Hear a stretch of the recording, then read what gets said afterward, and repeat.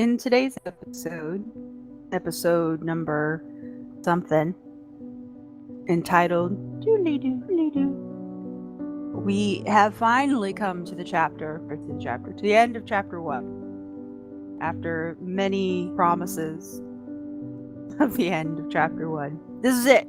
This is the real thing. We close off as many loose threads as we can. We have our crew ready for a new adventure. We hope will be just as fun and heart-wrenching and depressing and hilarious as our entire first chapter. We hope you enjoy. Okay. Excuse me. I'll cut that out. What? No, keep it in. Cough? Absolutely keep it in. It's a very important part of the session. I was gonna say it's gonna happen. I think they're gonna be able to I was just hear it. joking. I'm not gonna cut it out. Yeah. Okay, I was gonna The say voices are Nothing gonna gets give cut it out. away. It's just candid. The people need to know that we are like real performers. No editing required.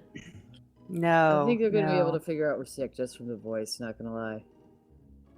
Doing it live. Alright, so in addition to this being the episode of sickness and recovering sickness, this is also the episode of absences. Part 2, Electric Boogaloo. Last session it was Michael and Nex, and this session it is Sid and Twinki. Sorry. No, it's okay. It's just housekeeping note. I remember. So today, what we're going to do is kind of make this our catch-all session. Yeah, I know. We could probably run in, yeah. We're going to make this our catch-all session. Catch up with Lily and Davynn. That sort of thing, and then get everything sewn up so that we can start chapter 2 next session. So if it's a shorter session today, then it's a shorter session today. We'll start the gangbusters next time. Okay, so at the end of our last episode, the crew had all been summoned to, I believe, Sarnalcor. Don't be sad. If memory serves, you guys were all headed for Sarnalcor. Yeah, I think Were so. we? Oh, well, yeah. Okay. You weren't here, but Xylund got a quest from, what's your face? I listened to the recordings. Sia, at the Bloodwell. She said the badger had gone missing. He was sent out to investigate some druids who were doing some weird resurrection rituals. They usually only did it once a year, but they've been stepping up production lately, and now Badger was missing. And there was probably some kind of artifact, some mystical artifact at the heart of it, and we were supposed to go out and rescue Badger and retrieve the artifact. And the reason she gave me this quest was because I have been using her facilities at the Bloodwell and her materials to make my helm. And she figures I owe her, even though we just saved the world. But whatever. Like twice. Yeah, so... You know, as we do. But still, we should save Badger. I mean... This badger's cool. Yeah. We could use a vacation from saving the world. Just save one person. So, we'll just assume that you all come from your four corners of wherever to congregate in Sarnalcor and Coincidentally enough, Lily and Davynn are coming from the same place. Well, not necessarily, because there's been some time in between when you guys were last here and this session, which is why we're going to play catch up, but we're going to do it in like a Seinfeld, this is what happened, tell the story version of it. So we're gonna do a dream sequence. The Doodleedoo. Oh, Wayne's World. Doodleedoo. so Yeah. What? before we move on, how much time has it been exactly? Because I didn't actually account for the amount of time in my hours I've spent working on the helm checklist here. I only did the first 3 days before Lana and Hildreth showed up. So how much time have I spent on my helm since then? Like how many days? Well, when Lana and Hildreth showed up, you did work for them. Yeah, and only so I spent them. like a day for them.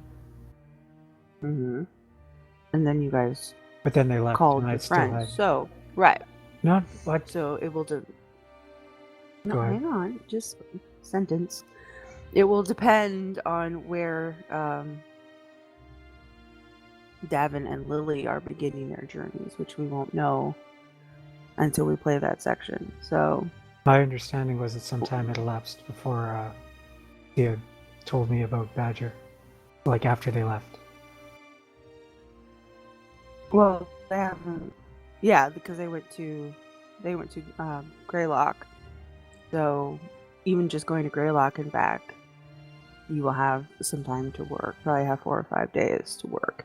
But your grand total we won't know until Okay. we know where Davynn and Lily are coming from. All right. So bare minimum 4 days of working on your helmet. But that could be extended. if it's coming from Featherstone as opposed to somewhere else. Okay? Yeah. Okay. You gonna write that down? No, because we haven't decided how long I'm going to be working on my helm yet, so... I'm gonna write it down. Okay. Alright.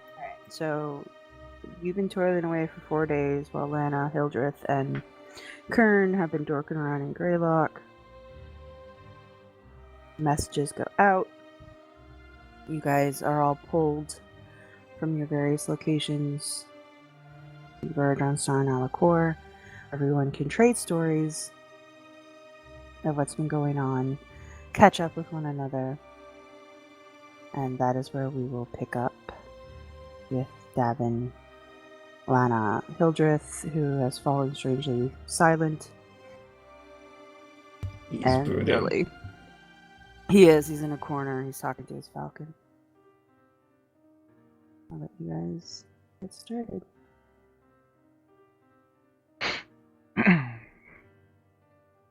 Who's starting? Whoever wants to start. Hey guys, been a bit. Yes, quite. What have all of you been up to? Oh, well, I just told you what I've been up to. Working on my helm. Yeah, figured something like that. I just been back to home, talking with my family and everything. Oh, Davynn, there's actually some mason work down here you could work on to take your mind off your various tragedies if you want. Mason work? Yeah, like moving stone around, building walls. Physical labor. It'll, drown out the voices in your head and the sadness in your heart. Stuff like that. Or drugs. We have drugs too. Last time I did that, it didn't go super well for me. That was with... Oh man, I ate something that grew on Moshnik.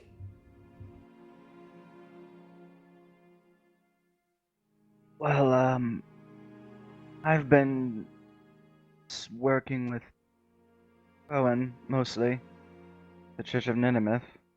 Kind of consolidating and officially becoming part of it and whatnot. So... Oh really? That's yeah, cool. I'm yeah, congrats.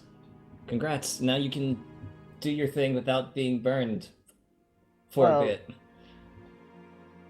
It'll at least be easier to not be burned or disappeared. Yeah, hey, Xylund, are Kern and Lana here? I'm not exactly sure. Are we all here, or what's going on? Yes, yeah, you're all together. Yeah, that's kind of the point. Is you're all together, so that Lana and technically Hildreth can participate in the telling of the meeting of Ori that we had to skip over in the last session. Oh yeah. So yes, you are all there.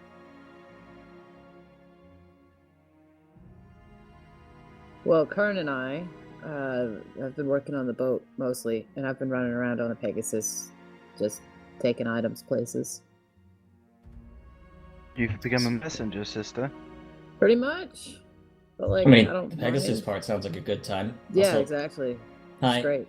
Davynn gives her like a little tiny finger waggle wave. Hi. Wave back. So not everybody was here for this, but we actually have some maybe important news. After you and Kern left Featherstone, Yeah. we not you and Kern, Kurt and Xylund Oh. left Featherstone. There was a I guess spirit that we discovered, and the spirit looked like Ori, my aunt. And see, what had happened was, and I'm hoping that we can go into a dream sequence now so that we can play this out, so I don't have to make Yes. anything up. Yes, we can cut.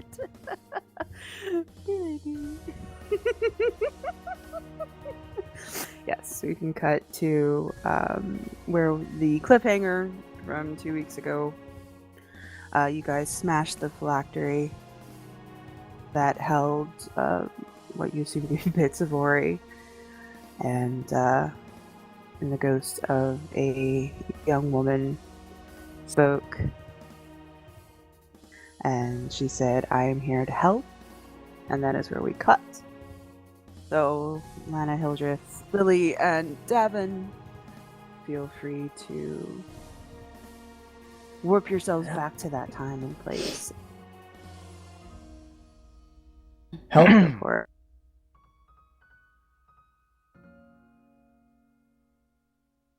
Well, this is odd. Ori? This is Ori, right? Allegedly. nods.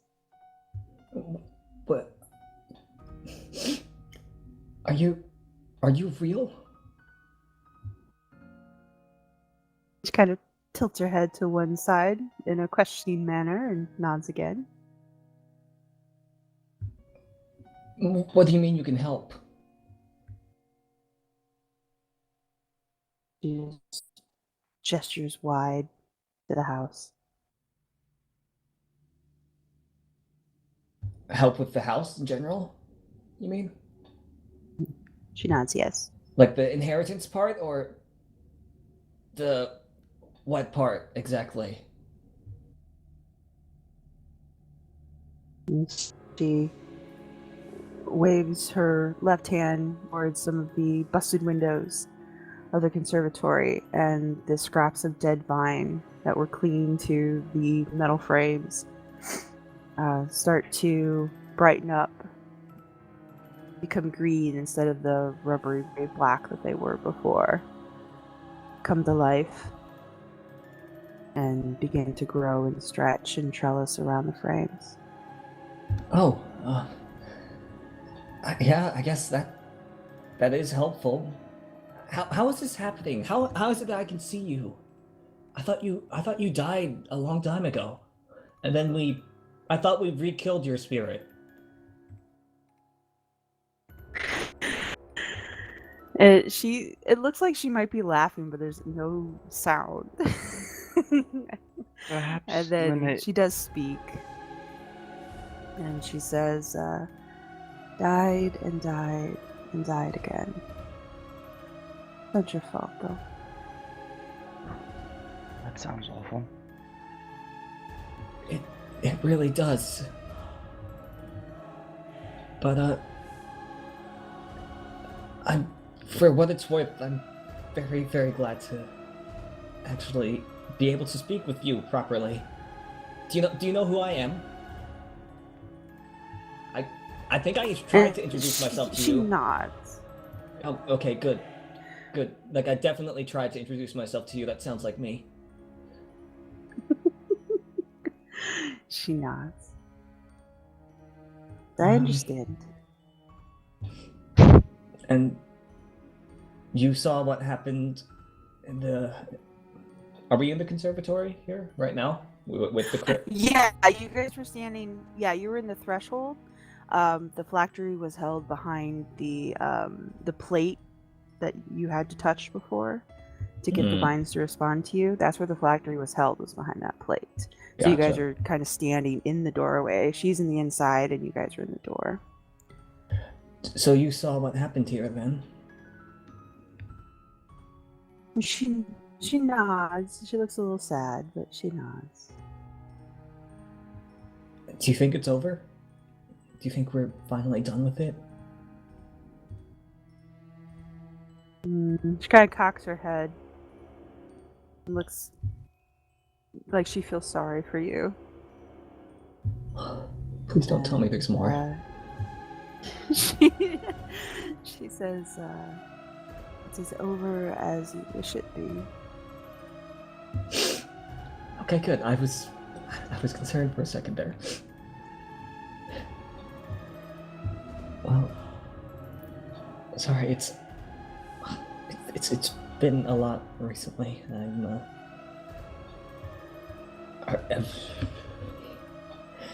What would you want? What do you want to do exactly with the place? Just refurbish it and make it pretty? She nods. Well, I guess I can certainly see the appeal on that. Davynn grabs a time-traveling hanky. He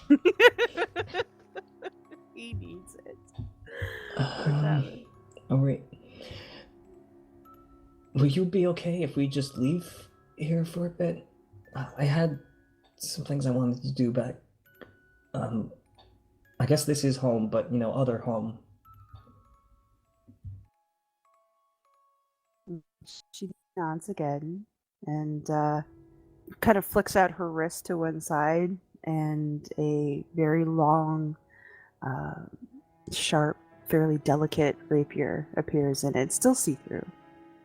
Very ghost-like, but very much there. And she pulls it and bows and flourishes with it. And then it disappears again.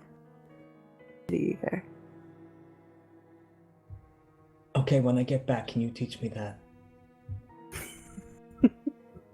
I guess she does that silent laugh again. No sound actually comes out, but she looks like she's enjoying herself. And she kind of does. The minute you start focusing on her, she turns away and starts to wander back into the conservatory.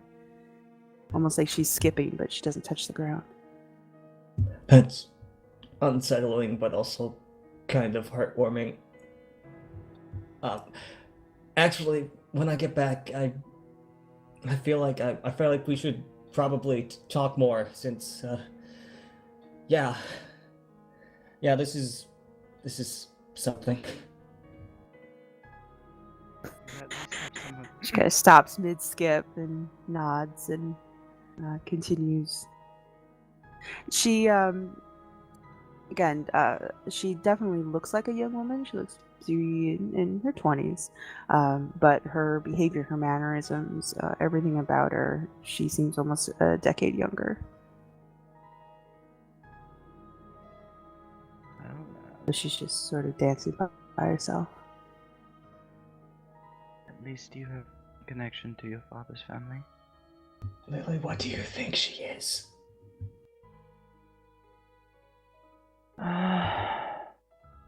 Well, we smashed her phylactery.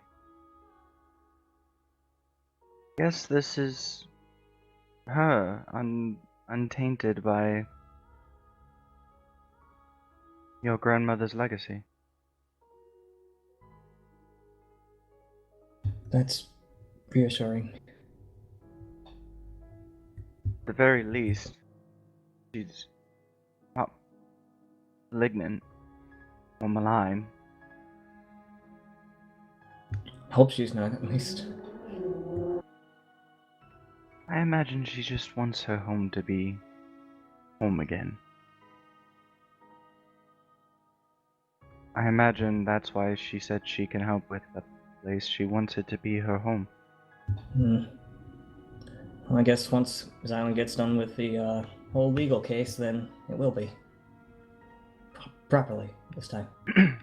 Well, we definitely need to make sure that we are successful there, because I don't imagine anybody else who would try to lay claim to it would let her stay here.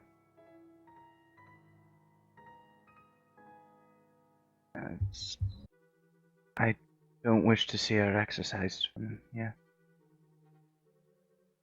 Alright, but I think they'll probably have a hell of a time trying to get her out anyways.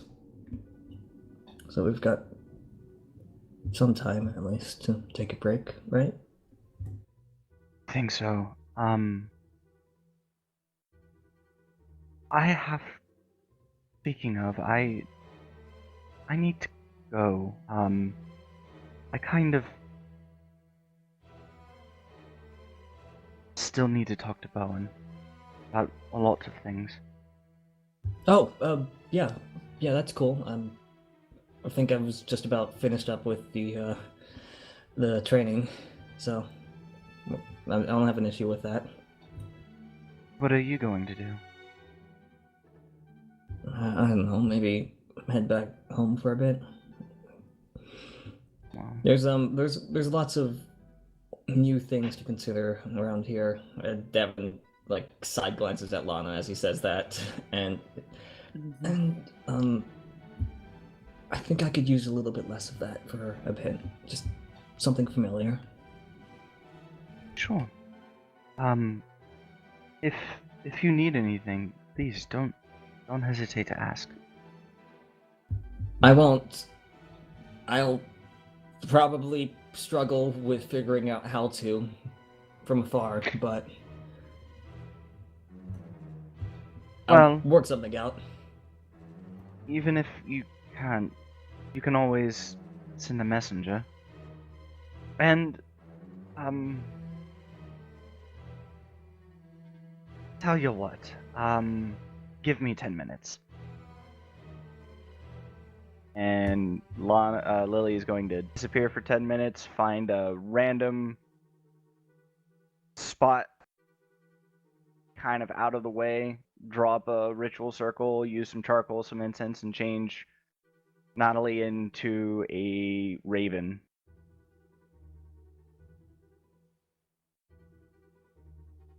Come back. If you need to get a message to me or my sister, Natalie would be happy to bear it. And That's holds out convenient. Raven on arm. Is she still named Natalie? Yes. I just asked her to take another form is all. Oh, okay, so this is still the same Natalie, just not a raven named Natalie too. Yes.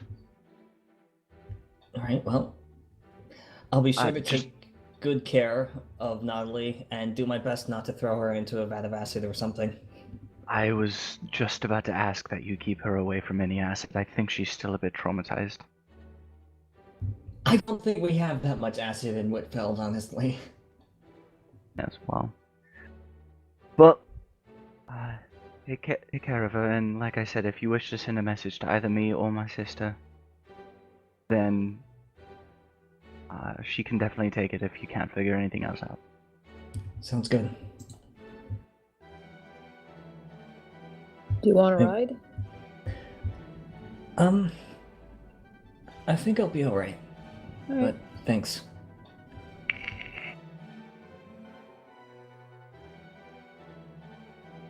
Well, I've already packed, so suppose.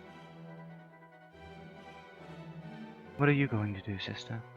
I imagine you don't want to sit there and wait for me while I figure out whatever the hell it is I'm going to be doing. I'm not sure yet, honestly. I'll probably tag along with someone, or just keep running around playing I mean- messenger. I could use a ride if you don't have anything else to do. Yeah, sure. Well, I suppose Oh, this and is... thank you to you too, Hildreth, who has been very silent but also helpful. I do my best. Well, I suppose this is goodbye for now. Just for now. It's strange, I haven't been on my own ever, so this will be exciting. Suppose I should take my camping supplies from you, Oh, Anna, yeah. for the Rummage first around time. in the bag of holding. Pull it out piece by piece. Yeah. Take care of yourself. You too. Won't be long. And Lily's just gonna nod, give one last kind of affectionate pet to Nautilus, and just stride out the door, not looking back, refusing to look back, very much not looking back. Oh.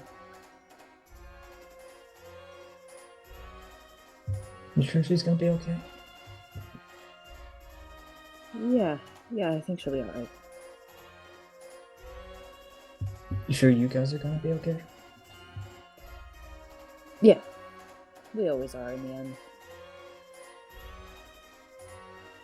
Alright, well. Whitfeld waits, I guess. Yep. I'll get the horse. Hildreth, you haven't been there yet, but if you're into potatoes, this will be the place for you. I fail to see how foods mean anything. Okay, well, it was nice knowing you, Hildreth. The same, I suppose. You're a strong boy. Take care of yourself. Yeah. I'll come pick you up when I'm done with this, Hildreth, and we can go stop by the place that shall not be mentioned with Xylund. I've got a delivery. Oh, you mean the Bloodwell? Davynn. Oh, Yes. right. Yep. Yeah, sorry. Oops. I get it from him. I totally get it from him. Yeah, no, I believe you.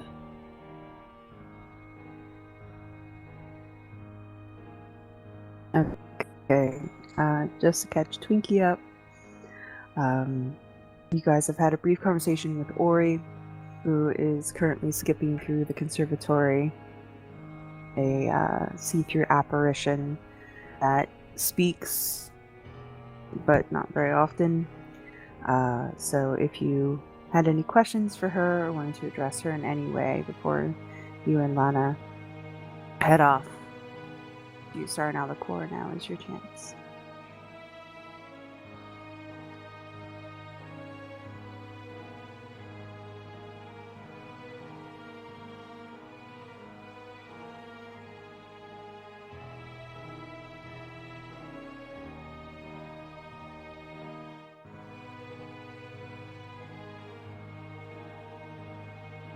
Would it be safe to say that the silence is a no? I'm gonna say that's a no. Yeah. All right. Or Twinki's having a bathroom break. One of the two. All right. Oh, No, wait, hang on. I'm like, I hopped into Discord and Roll20 and I'm still like opening everything up and getting it ready. Yeah, I kind of figured. Do you want us to give you a second, or you? No, I think I'm good. Hildreth will Okay. be his dark, broody self and just be like, meh. Nah. All right. Go brood with the ghost. Alright. It's like Exactly. his aesthetic. That's what he does. Meh. Meh. Meh. Okay. So Hildreth is main. All right. So Lana and Hildreth will meh off. on their way to Sarnalacor. Lily is headed to, I assume, Norshire, Mm-hmm. and Davynn is headed off to Whitfeld. Fortunately, I'm sure that one of Lily's many, many books is an atlas. Oh yeah. All right. So we will cut to Davin some time to dwell in his thoughts for a bit as he walks the trade road to Whitfeld. And we will cut over to Lily. Now, thankfully, Lily, once you get to the trade road, it's fairly easygoing. Now that the quarantine is lifted, trade is actually not only moving again, but also twice as heavy as it used to be. So the road is absolutely stuffed with merchants and carts. The guard is between mercenaries and official guard. The road is well patrolled. There's no danger at all. And even in the smaller roads that lead to Northshire, there's enough people on them that you're never really in any danger, even traveling alone. Having traveled with Lana for many years now, I'm going to see if I can hitch a ride on a caravan heading in the right direction if possible. Oh, yeah, easily enough. Safety in numbers and all that. Since so many of these places are coming from Lorehold, the fact that you're a tiefling doesn't really factor in. I mean, there's plenty of dwarves and gnomes and such that don't blink at a tiefling. So, yeah, be fairly easy to find a place in a caravan, hop your way across till you get to Norshire. You probably have to walk to Norshire. Mm-hmm. But again, there are enough people that it's a safe journey. So you find yourself once again in Northshire. If I have that, I'm pretty sure I do. I think this is the first time for Lily. Coming to Northshire? Yeah. She's never been before. Nope, I don't. It has been like 2 years. It has, yes.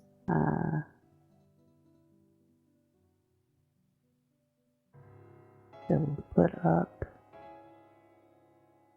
that one because it makes me happy. I don't even know if we had a picture for Northshire, honestly. I don't think we did. I don't think we did either because you guys weren't there super long. So, yes, you come across Northshire, which is a very small village to the north of Greylock. It's bigger than Murstone, but that's not saying much. There's not a whole lot going on here. And the temple, quote unquote, of Nenemeth is the only church in town. I suppose that makes it easy. Well, you think. I would ask for directions. If it wasn't immediately obvious where it was, I would definitely ask. It would not be immediately obvious. No, you would have to. You definitely have to ask for directions. As those of you who have been here before, many forevers ago, recall, the quote-unquote church of Nenemeth is in a converted home. It is not a storied affair.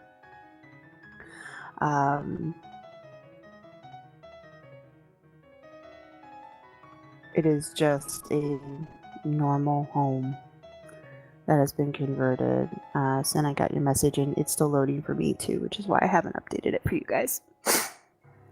I think Roll20 is having an issue. But I will move you over.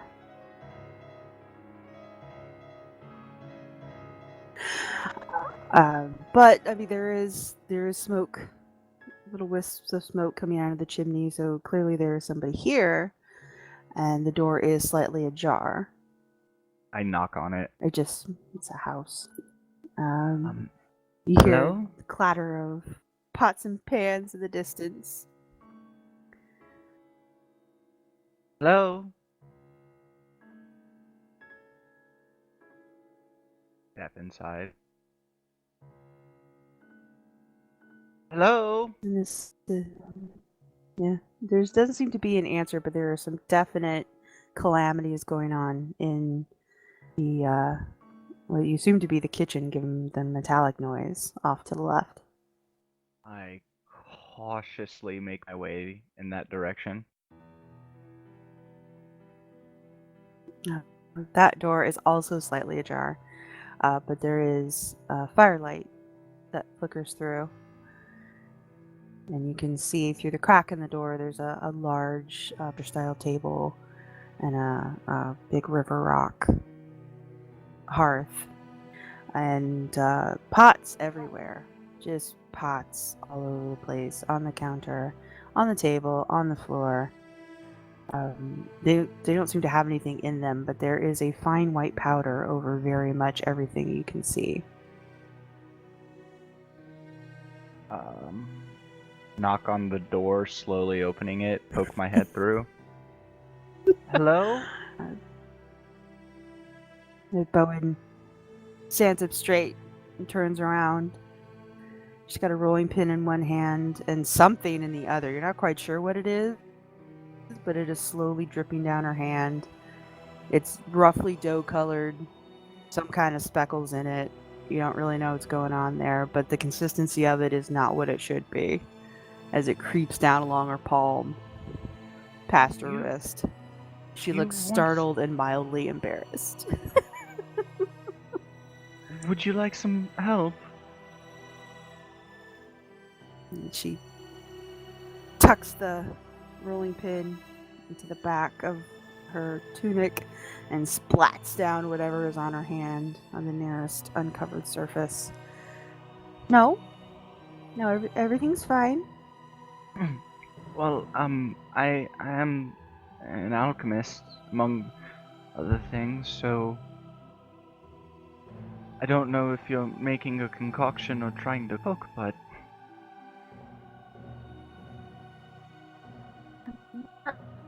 Trying to cook.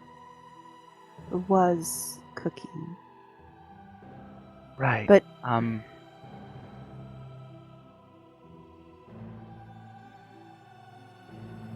but I suppose I'm not trying hard enough. How can I help you? when last we spoke, you said there was an opportunity for me to, guess, join the church?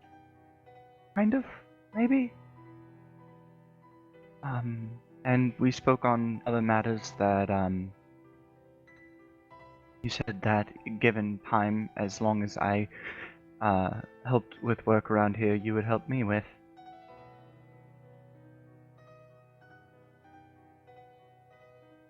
She looks mildly confused for a moment, and then sort of regains herself.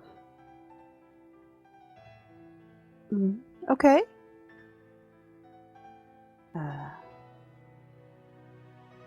Well, we're always looking for new members, of course. My assistant seems to be gone. Not quite sure where. And my cook is visiting family. So I could certainly use the company. What matters did I say I would help you with? Well, the notes I gave you, the translated notes from my mother's journal. There is matter of, and she'll lift her pant leg. That's to reveal her still stone leg. My leg is still made out of stone. think that was it mainly. Well, that does sound very interesting. Definitely sounds like something I would agree to. And then Okay. the other matter was I don't exactly know how it works, if it's patronage or if I'd be inducted into an order of sorts or what, but basically as long as I don't do anything bad, I'd be sort of okay. Not disappeared, mostly. So, are you looking for asylum or are you looking for a vocation?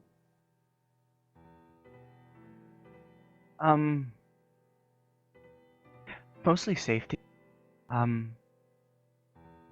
I've been trying for a very long time to help my sister, and now apparently she doesn't need my help. I still have all of this knowledge and all of these abilities, and well, rather dangerous for me. So a vocation would be lovely. I find myself at kind of a loose end now, but safety would be kind of a dream. Well, safety is something I can't promise because knowledge is power and power is dangerous, as I'm sure you know. But if you are willing to dedicate yourself to Nanamath, and she accepts you, then I'm happy to train you. If nothing else, I can take a look at your leg. But you'd have to be willing to undergo her trials and accept what might happen if you fail. What might happen? I don't know. I've never seen anyone fail before. Be interesting. If I nothing. don't know whether to be reassured or merely put it down to a lack of devotees. Mhm. But I've come this far, and like I said, my sister doesn't really need me anymore, so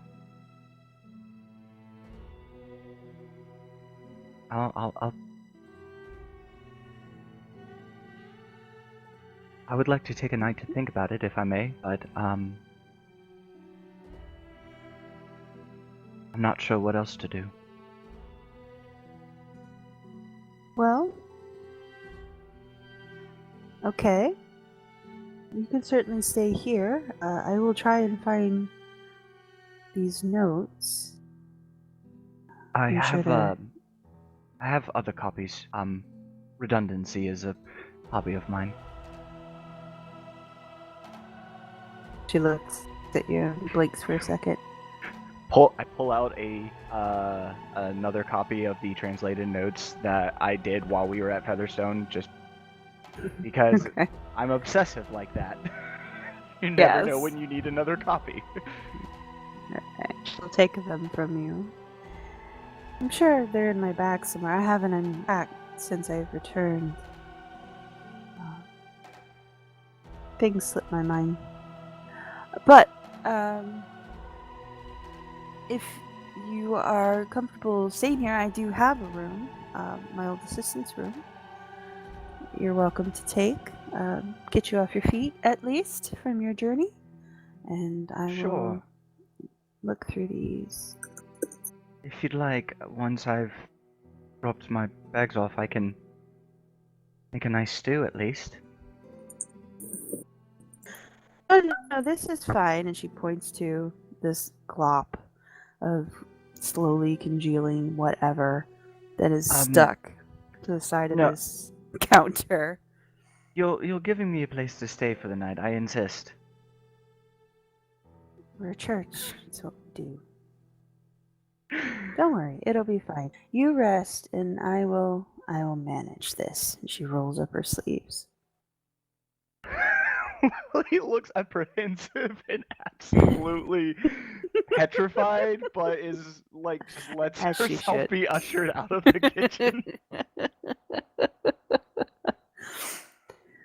So, Michael. Too soon. I'm not wrong. Too soon.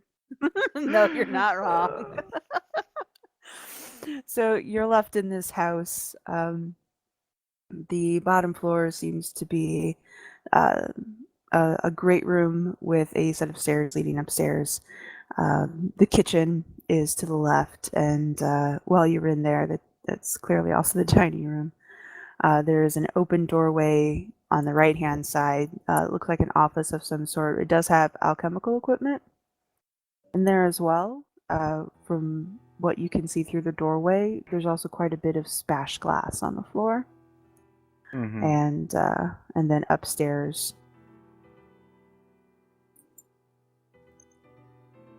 So you are left to your own devices within the North Shore Church. In the room that I've been given, are there? Because I know Tavares is like super dead. Yeah.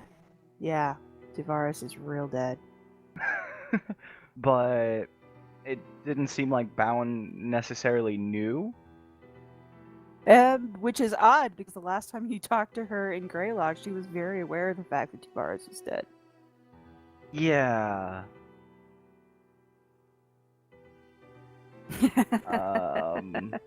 I'm concerned, but I'll get to that later. Are there any like books or anything left behind in this room? Yeah, Tavares' room is very much the room of a student. He had quite a few books. It's not super large or furniture is definitely old but serviceable, but his bookshelf is absolutely cramped with books of varying subject. A lot of it is religious in nature. It's the creation myth and the myths of the Great Pantheon and so on and so forth. There's not a whole lot in terms of magical tomes. There's no spell books or anything like that. So it looks like he was actively studying at one point to become a priest. Well, I'm not one to charge in without lots of preparation and planning and at least knowing what I'm getting myself into, party antics aside. So I'm going to find so I'm going to use, I guess, my researcher feat to try and find what's going to be the best source on Ninimith in general. I mean, I believe I have proficiency in religion, actually, surprisingly enough. I don't, but I do have a +5 to it. So, Okay. but I'm gonna use researcher feat to see if I can find probably the best source on Ninimith that I can to try and figure out what kind of goddess she is beyond just being the goddess of magic and being a large part of the creation myth and all that. I kind of want to see if I can dive into see if I can identify maybe what these trials are or what her expectations would be of her followers, kind of things like that. Netameth, because everything on this bookshelf has to do with her in some way or another.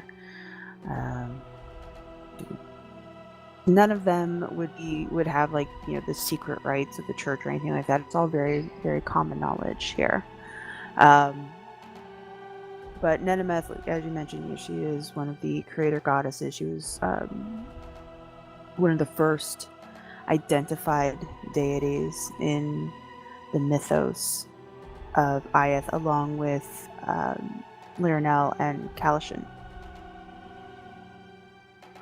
And Netameth and Liranel have always been sort of alien deities, almost, as opposed to Kalishin, who is the goddess of the prime. She is the bones and blood of Iyith. And then you have Laranel and Nenemeth, who are more nebulous and who don't really have sort of an origin story outside of being these creation goddesses. And as far as personality and things like that, Nenemeth, goddess of magic, believes in power as a neutral, believes in balance quite a bit, and believes in adaptability. Out of all the races of Iyith, she's always favored humans the most. The Amaskins have claimed her forever. The Amaskin, which there are quite a books here are on Amaskin mythology because it is very closely tied to Nenemeth. Amaskin mythology says that they were effectively dumb animals, that they were Neanderthals, before Nenemeth found and uplifted them, taught them to speak, and taught them the power of words. And that's something that they've carried through to present day. They call themselves chroniclers and are called chroniclers for a reason. They believe the power of the story and the power of the word. And at first they had a very, very strong oral tradition, and then they adapted it into a very strong written tradition, and now they are very accomplished scribes and court magicians and things of that nature. They have a tendency to appear where historical events occur in order to capture the story. They were also charged with the training of the Nenmatai, who are the favored of Nenemeth. The Nenmatai at first were almost exclusively human, but eventually, when they started to choose their own successors, it expanded to other races. But whoever is chosen to be a Nenmatal gets sent to the Amaskins, and the Amaskins sort of teach them what they need to know and train them. So they revere Nenemeth exclusively. They're one of the few races that is monotheistic. And they celebrate Nenemeth in all her forms. A goddess of knowledge, a goddess of magic. She's also a goddess of power, including military power, which is why she's often shown with her spear and jeweled breastplate. She led the war against the invaders before Iyith closed itself off. She drove out any deity that she didn't like, really. Aided Like by Liranel. Kalishin. Well, no, Liranel helped her. Liranel and Kalishin and Nenemeth all teamed up to drive out who they considered invaders. And in order to install a sense of order. So she's not afraid to go into battle to maintain balance. But she very rarely chooses sides. Okay. So yeah, she's an interesting deity. She's a very old deity, and so a lot of her stories are conflicting. Like I said, it talks about her going into battle. In the next myth you read, talks about how she doesn't choose sides.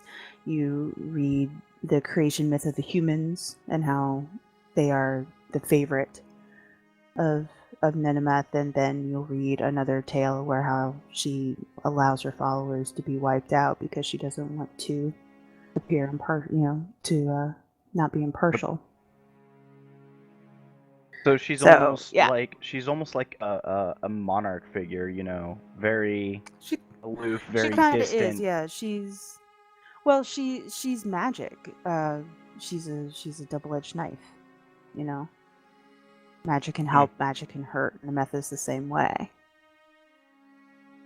Makes sometimes sense. she chooses to do neither. Yeah. So she's a very old, very long-standing deity with a lot of myth around her. And of course, since the crack, when mages were sort of scapegoated, and the Amaskins, to a lesser degree, scapegoated for the devastation. And of course, magical effects going all wonky, and the failure of the transportation circles and everything else, the various blights and such that has popped up, Nenimeth has fallen out of favor. There aren't a whole lot of people who worship her anymore. The Nenmatai still retain their sort of god hero status, but mostly because they're super powerful and there's not a well whole lot you can- established. And there's not a whole No. lot they can do to them. No, not really. But even there's secret whispers that the Nenmatai are rotting from within, and that they're slowly being corrupted and losing their power, and that magic is losing its grip on the world. So, it's Nenimeth is an interesting subject. There's plenty to read. So I guess I'll do that until Alan is finished with her. For food. calls me to Her my concoction. food, my strange concoction that's supposed to be sustenance but might be my execution. Yeah, calls you down for some speckled bread, my best guess, although it's kind of soft like soda bread. I don't know. It's got Kind of poke at black it, dissolves a speckles little. in it. It does move a little. Oh god. Yeah, it does. It springs back in an unnatural way when you poke it. She does make a stew though, and the stew's not bad because you can't really screw that up. Mhm. Not a whole lot of meat in it. It was clearly mostly root vegetables, probably left there from when she left the first time. It's not bad. Yeah. Yeah, I just kind of nibble at the bread, but don't really, and then just mainly have the stew. But while down there, I kind of, I do ask a few more clarifying questions about Nenimeth. Nothing that wouldn't be really covered by what you said. And then also just kind of ask, so what would be my sort of role or responsibilities? Well, here. Anyways. Like, That depends, I suppose. If you are accepted, then you would have to be trained, and that requires a lot of reading and a lot of learning, and we collect information whenever possible. Everyone sort of has their own area that they're most interested in. My assistant was fascinated with the creation of the world. I've always liked dragons, personally. Found them to be very interesting.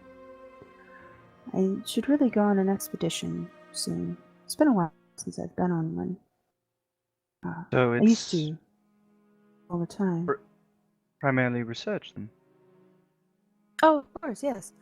It's all research. All information is valuable, and we are occasionally called to help a mage in need, although that has become less and less an issue, especially here.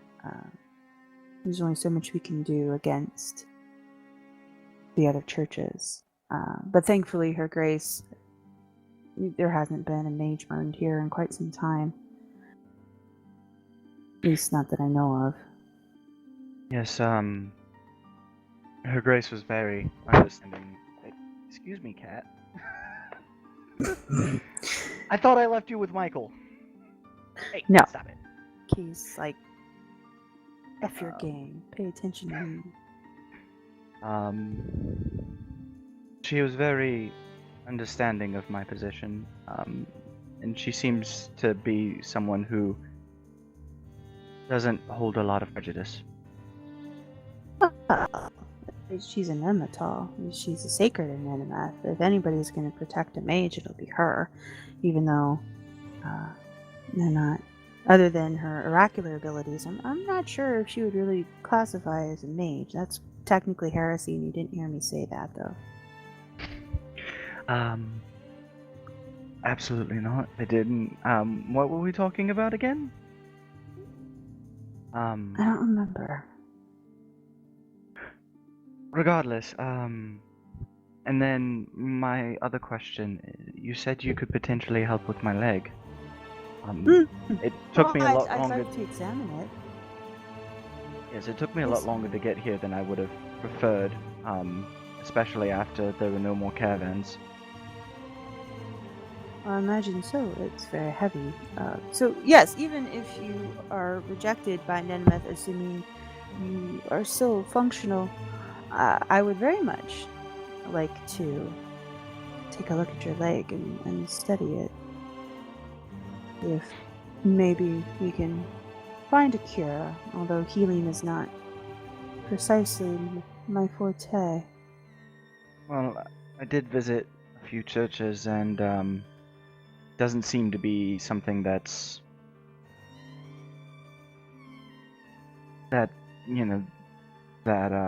can be handled with standard healing magic. How did you get it anyway?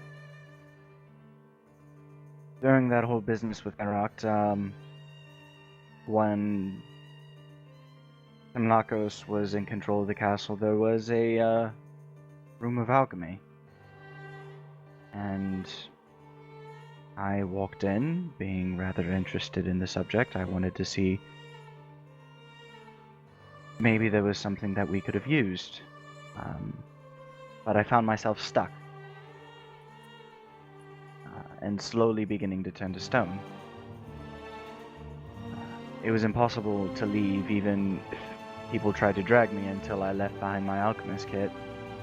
I replaced it afterwards, but I was very cross considering there were quite a few valuable reagents in there. But ever since then, my legs have been sort of half stone.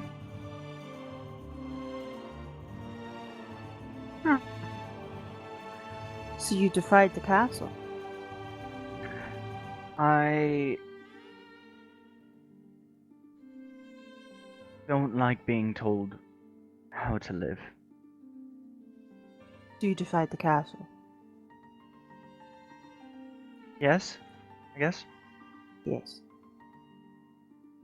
Well, that's probably your problem. So what, I would have to give up alchemy forever? No, I don't know. But if you acquired your malady while doing something the castle clearly didn't like, well, you're probably just cursed. I don't even know The theory. I don't even know what I did that the castle wouldn't like. It's not like I was setting it on fire or anything.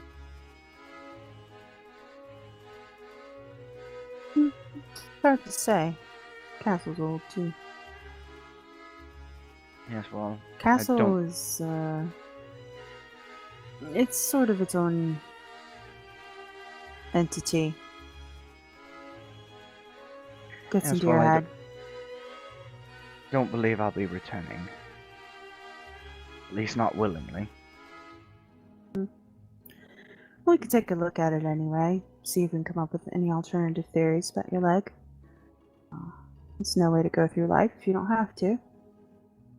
Indeed, and while I'm not necessarily obsessed with alchemy, I really dislike...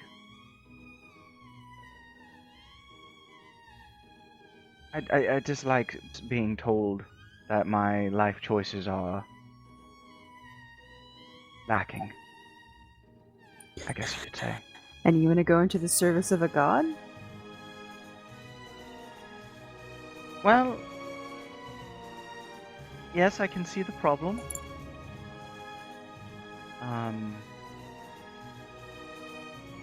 Pride is difficult. But at the same time, I would prefer for it to be my choice whether something occurs. If for some reason Nenmeth told me I had to give something up, I would prefer it be my choice to do so rather than I do this or I turn to stone. if that makes sense. You haven't had much of a religious education, have you? I'm not really. I'm familiar with a great many aspects of religion, but never been formally trained, no. Because turning people into stone is something that gods like to do a lot. No. But I suppose anyway, none of it doesn't usually turn people into stone. And I suppose I'll have to trust that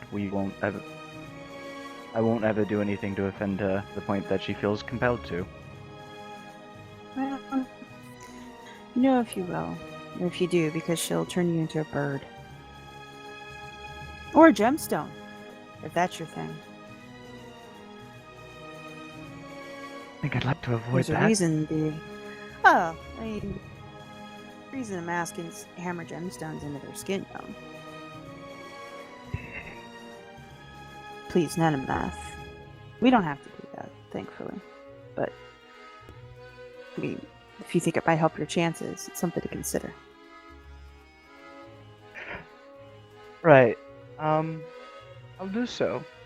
And here, Lily's not sure whether to laugh or again be concerned and slightly horrified. Owen is a very confusing figure for her. It's very she has a very conversational tone, and she's got kind of a smile on her face, but she whether or not she's joking is not immediately clear. Yeah, so just I'm nervous. Alright, so you guys finish your food, and she clears the table in the midst of the chaos that is the kitchen, and escorts you to your room, or to Tavares' room, for the night. She doesn't seem to have any reaction in Tavares' room. So the fact that I'm currently in her dead assistant's room. If it bothers her, she doesn't give any sign. She moves on quick. It's fine. She leaves you there for the evening to read and sleep and rest and what have you. And in the morning... Spend 2 will more see what hours happens to you. translating. Okay. We will leave you to your translations and reading, and we will jump over to Davynn to see what's going on in the land of potato liquor. Which is, by the way, potato liquor and not vodka, as some would Not claim. vodka. I said potato liquor. I was specific. I just want to make sure that everybody knows. Now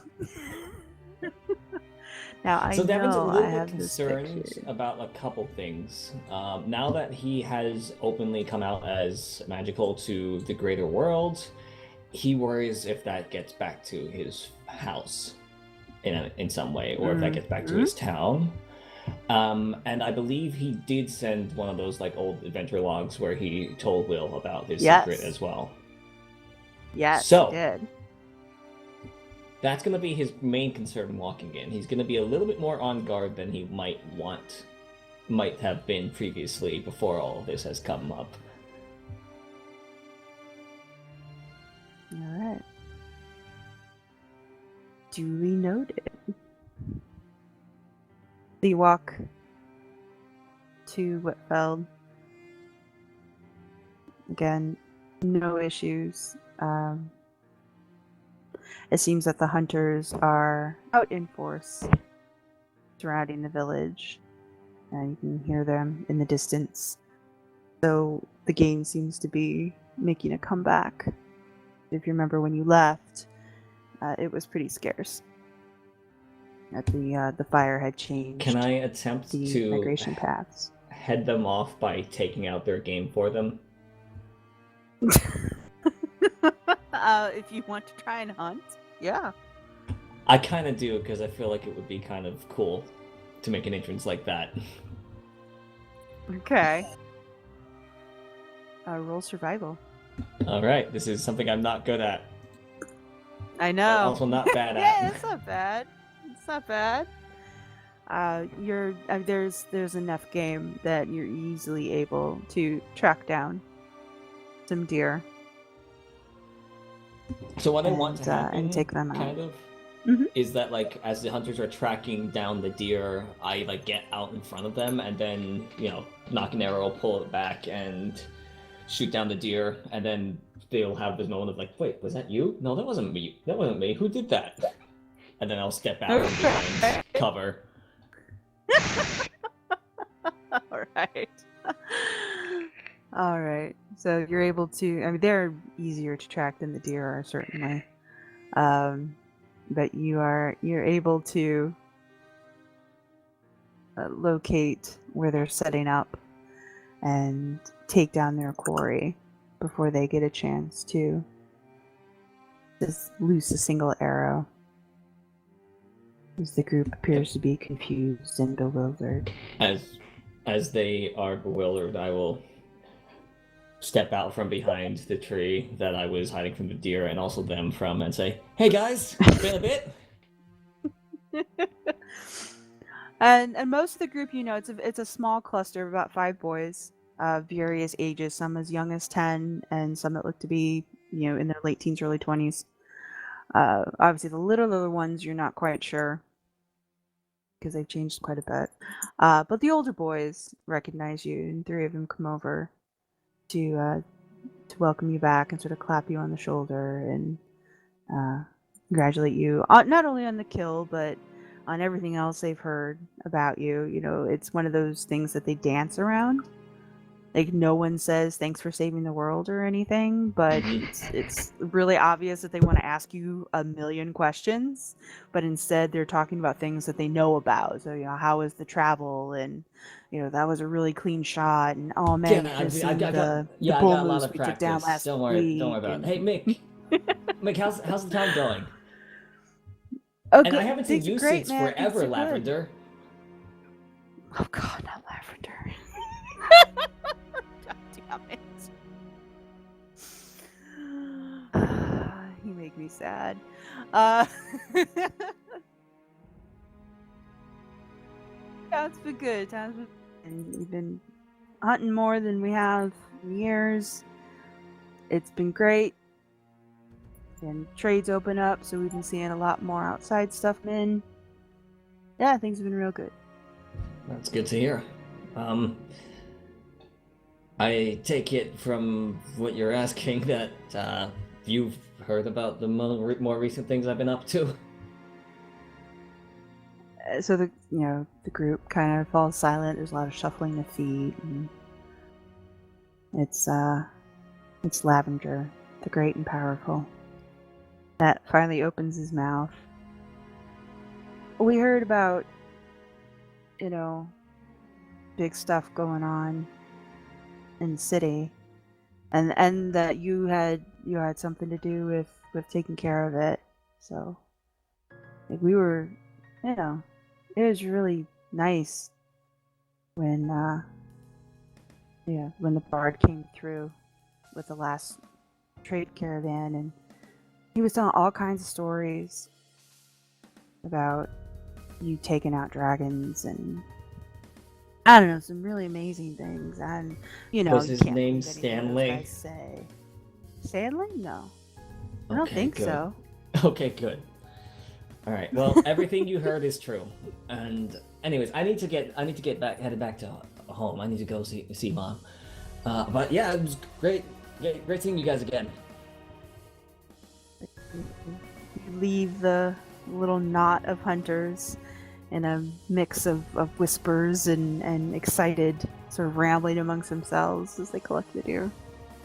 You head into the village proper, such as it is. It seems like the impression I got was that they are not afraid of me, more starstruck. Yeah, very much so. All their conversations seem to focus on these stories that they'd heard, and all of that seemed just to be about Greylock itself, and some of the other stories, the more fanciful ones, that you had heard being circulated about the group in general.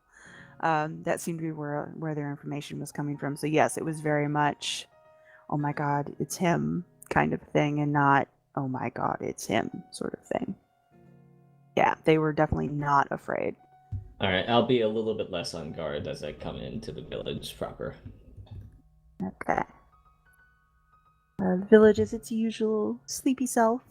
It is enough advanced in the morning. It's still fairly early, but enough past sunrise that people have begun to sort of filter towards the fort for morning prayers and breakfast. So the streets themselves are fairly empty, although they're not super packed even at the best times. I see we have our potatoes still drawn in for the picture. Those were potatoes, or were those Kern's dumps? Those are potatoes. Okay. Potatoes. Little column A, little column B. They're all potatoes, we think. I don't think Kern pooped on anything here. I think he made Odin major Garen, nemesis. right, that guy. Mm-hmm. Yeah. Yep, Otten Garen. He pooped. I guess I'll head towards the fort, since that's probably where Mama Davynn is. Mm-hmm. Mama Davynn. Cecile. Cecile. He doesn't call her Cecile, that would be awkward. No, he called her mom. I know. It's so funny. Yeah, headed towards the fort. You kind of joined the trickle of folks and headed that way. And each person that you come across, they obviously recognize you immediately. These are, long-term residents of the village, and you get just variations of what you got from the hunters outside the village. Folks congratulating you and saying, "Oh, your mom's been so proud, and we didn't think we'd see you come back here. You're famous now," that sort of thing. As you pass.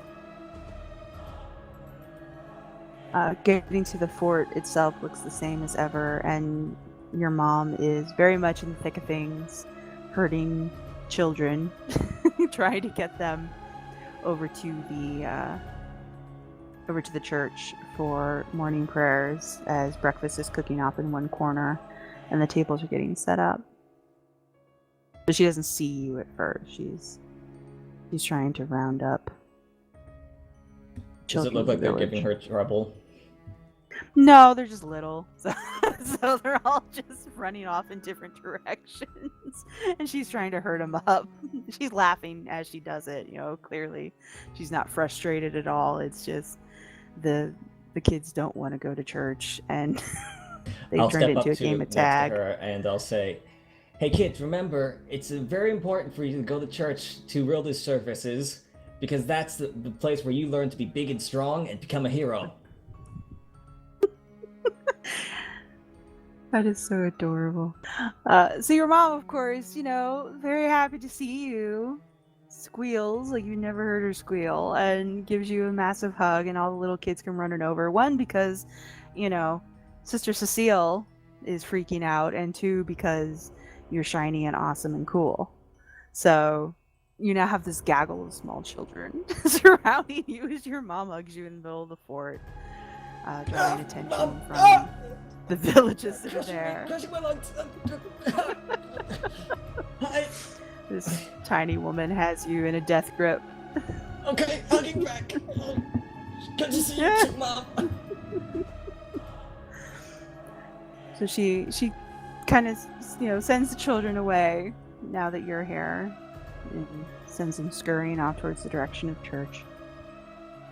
What are you doing here? The last we heard, you were being celebrated in the city for... I guess you could say I am celebrating in this city now.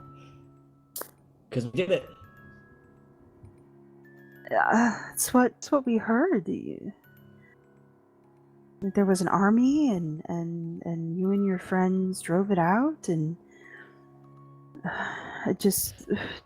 not that I don't think you're the best, and you put a little hand on your cheek, because you are, and I know you're very strong, but some of the things they've been saying are, well, they're like out of your books.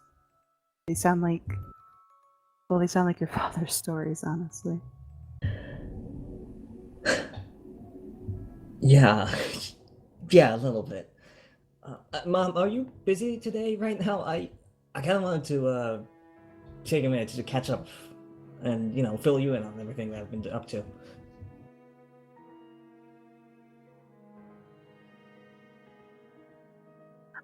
Uh, of course, yes, you you matter above everything else.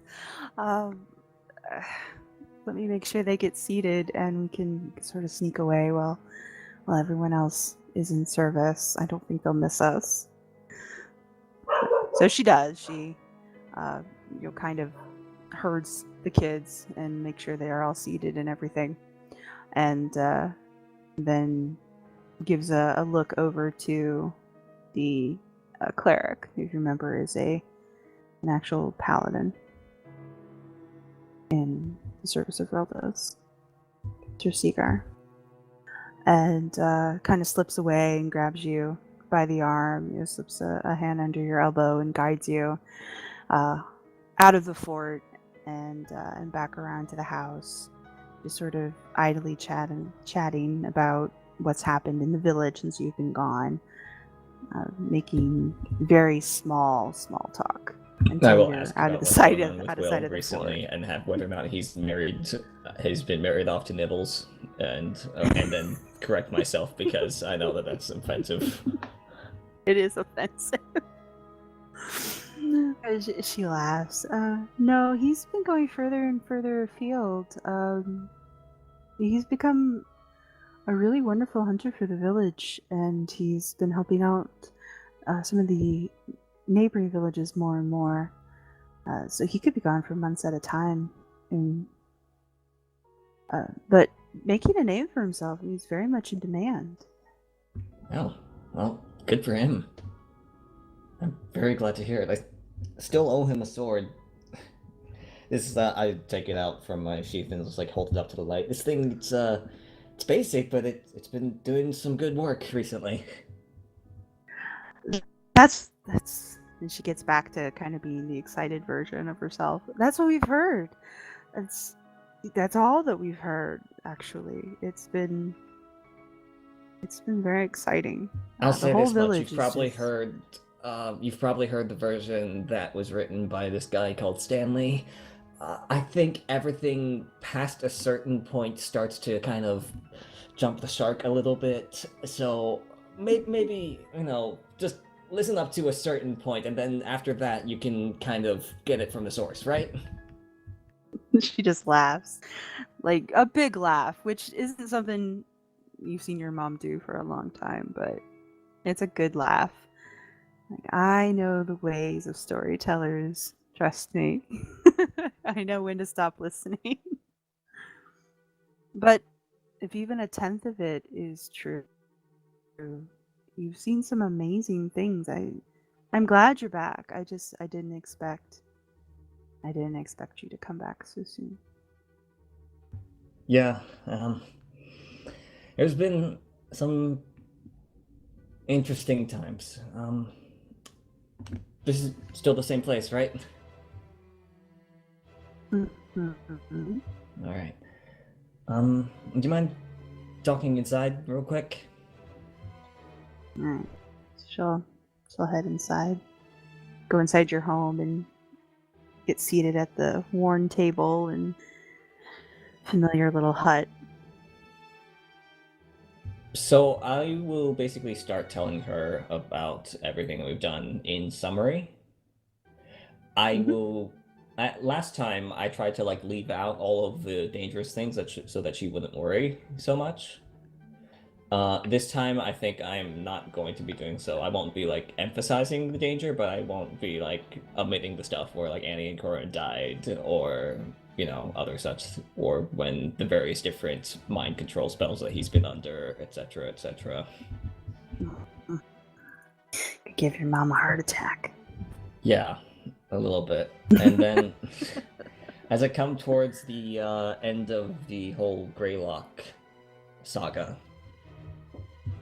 I'll And yeah, that leads me to there. You got my letter, right? Yes, I got your letter. Yeah, there was in person. There was something I wanted to tell you. Oh, just a second, Mom. I gotta take this. Yeah, it's just Karen. Don't worry. Hey, Karen. Good to know.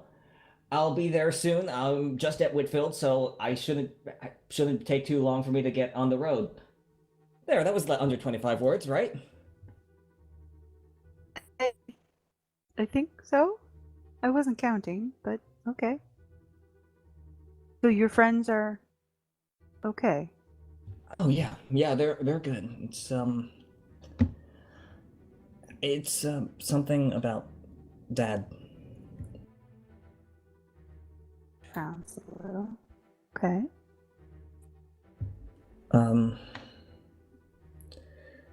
So you know how he said that he wanted to protect us, and so he didn't want us to he had to leave so that we wouldn't be in danger. Yes, I know. Well, It wasn't easy for him, so you know. I know I told you, but I think I know why now. And I've got good news and bad news about it. The good news is that he did it, and we're safe now. We don't have to worry anymore about it. His whole side of the family dealt with some nasty magical things, as you might imagine, as he bares one of his arms to reveal the progression of scales. And basically, anybody who had his bloodline was a potential target for an evil spirit. And after a lot of trials and struggles, I found out that he managed to beat the evil spirit. The bad news is he didn't make it through the process. you saw him? You know it was him? Yeah, I do. And she gets like immediately animated. Did you speak to him? No, I didn't. I didn't get the chance. I found out about it though too late to do anything about it.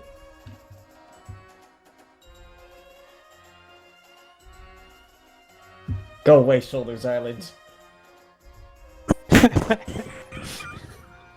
God damn it, Silent. It's Well, then just, how? well, I know. We walked into the aftermath of it.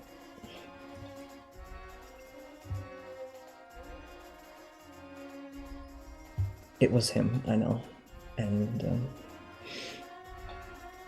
I don't know how long this was going on for, but he finally did it. So that we could be safe. Where is he now? He's we buried him back at the family home. His family home.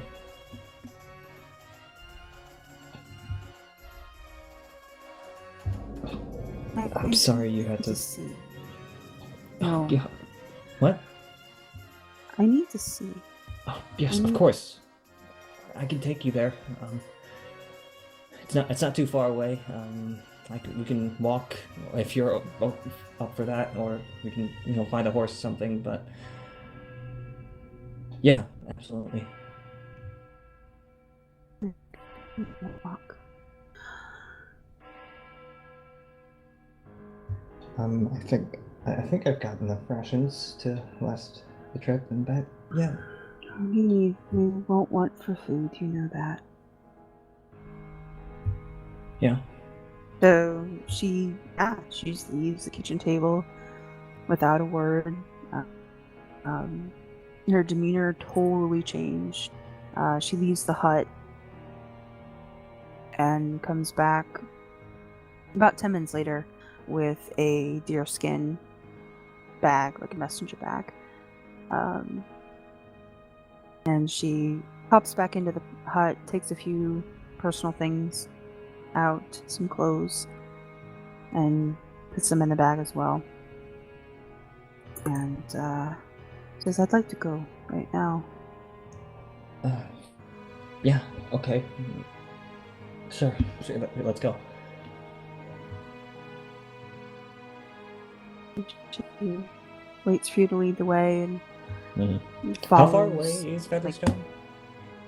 It is several days' travel. Even on the main roads, it's several days. Plus, you have to cut pretty close to the treaty woods.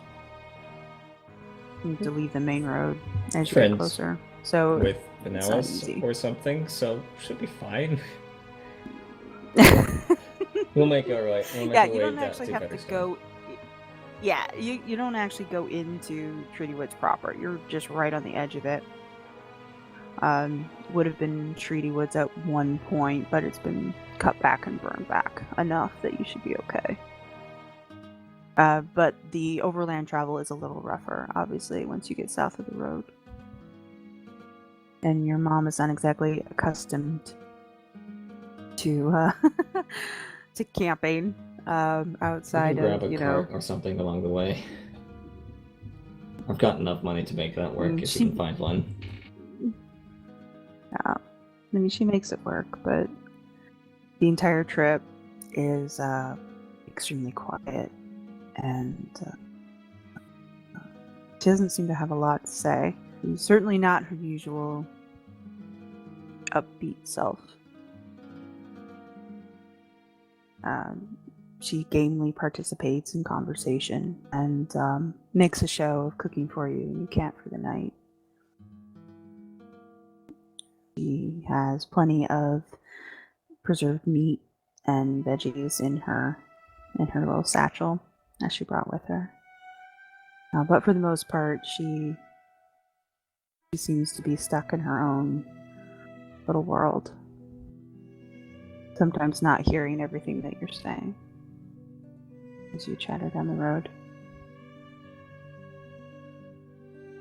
So, eventually, you crest the rise that leads you to Dallas's Manor and beyond to Featherstone.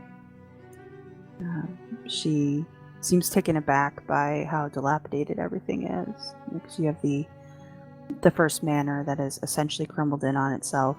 Then you have Nalasis itself, where Tobin and Oris lived. Past tense.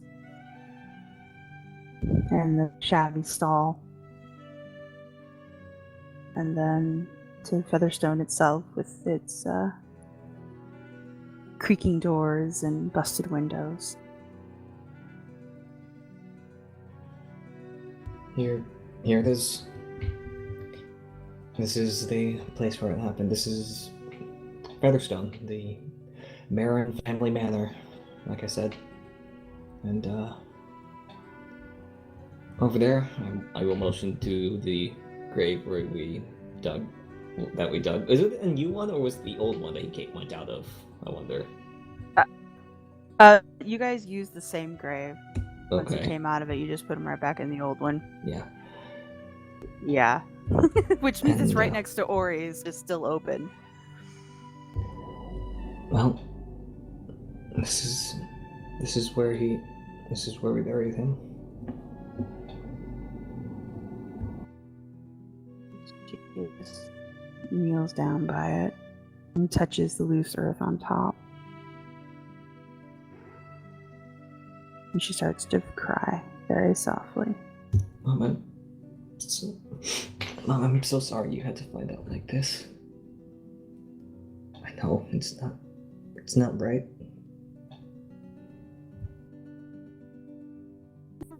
She goes on for a little bit. I will Then hug when she's her able if to she speak allows in. it. Yeah, she doesn't move. She's not anywhere. She will totally allow you to do that. She doesn't react at first. She seems very much involved in her own sorrow for the moment. But eventually she puts a hand on top of yours and cranes her neck around to look you in the face as best she can from that vantage. And says, this place is so sad. What Yeah. a terrible place to be. We don't have to stay here much longer. We can go back. You shouldn't leave him here. He shouldn't be alone. All this time, I thought he would come back. That I would come home one day and he would be there. And then I could tell him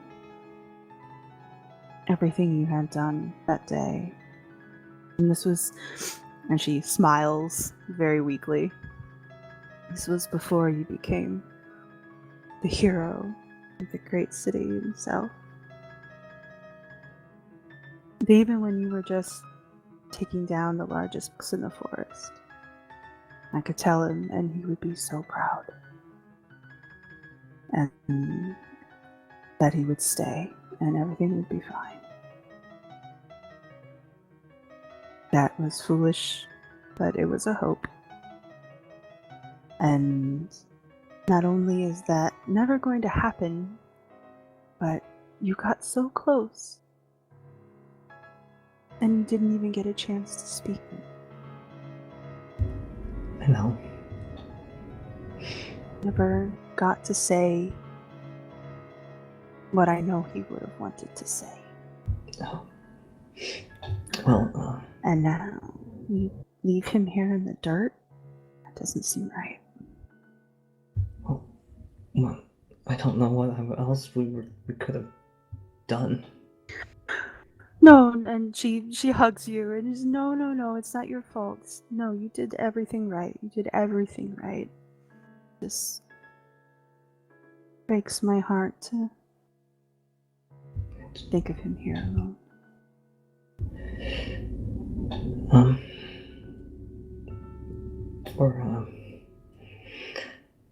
For what it's worth, he did get a chance to, I guess, say something to me, indirectly, but still. I will produce the letter that was handed to me from Cat. And he's not alone here, not entirely at least. My aunt, or I suppose your sister-in-law, is she's still around, and if I have this correctly, looking at the manor, does it look like there's been progress made on it since we left? Not from the outside, no. She's doing what she can to make this a happier place.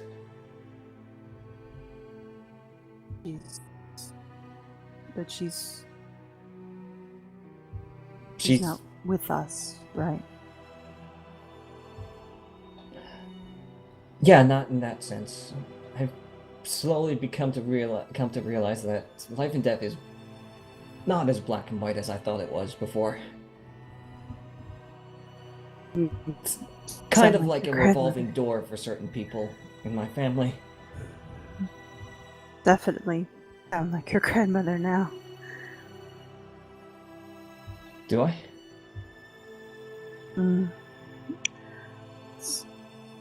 He would tell stories about her. She never believed death was the end of anything. I wish you were here. I wish we were here too.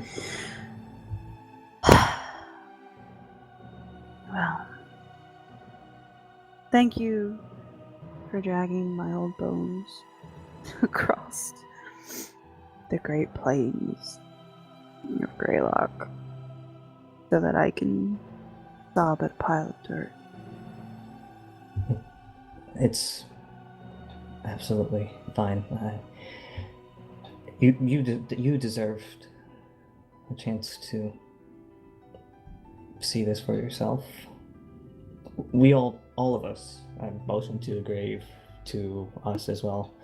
All of us deserve better than this. That we did. But at least I know where he is now.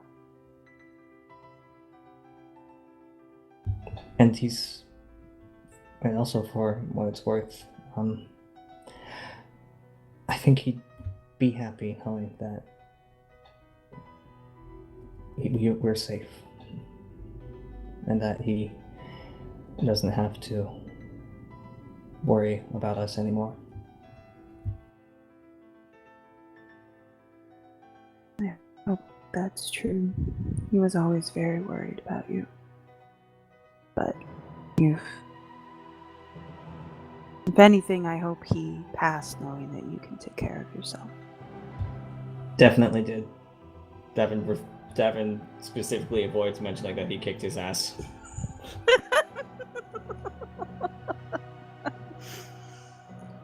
She slips an arm around you and you guys can begin the journey back home, stopping at least one inn, I'm sure. The Dig and Stitch will definitely be on the agenda because your mom's never been there.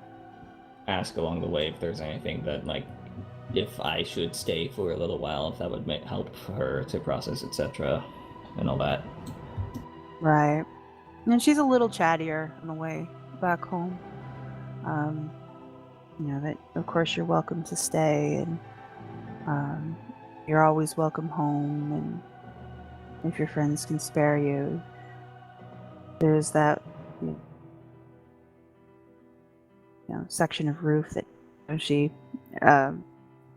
rattles off a few other chores that could be done, if you felt like it, but don't feel that you have to. If you have to get back to work, she knows how busy you are. That sort of thing. And half of it is serious, and half of it is, you can see she's playing the over anxious mother figure,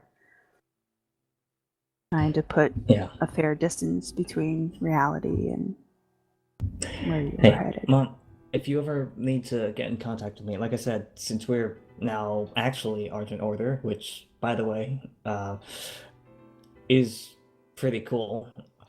You can probably just send a message to them and they'll route it to us, so we can stay in touch a lot easier than we could before.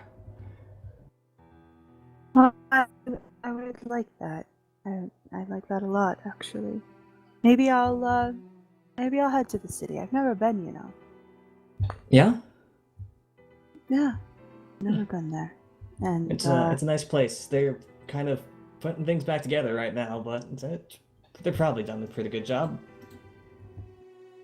Well, Mr. Seeker was talking about putting together a small group to go and assist. Not that we have much to do with the city, all the way out here, but just in service. Maybe I wasn't going to go because it seemed so far away, but maybe far away is good now. I don't know. Maybe. I guess, it's funny, I figured that I got the whole heroics thing from my dad being an adventurer and all, but maybe I got it from here, from Whitfeld. I'd like to think that it was a good mix of us all.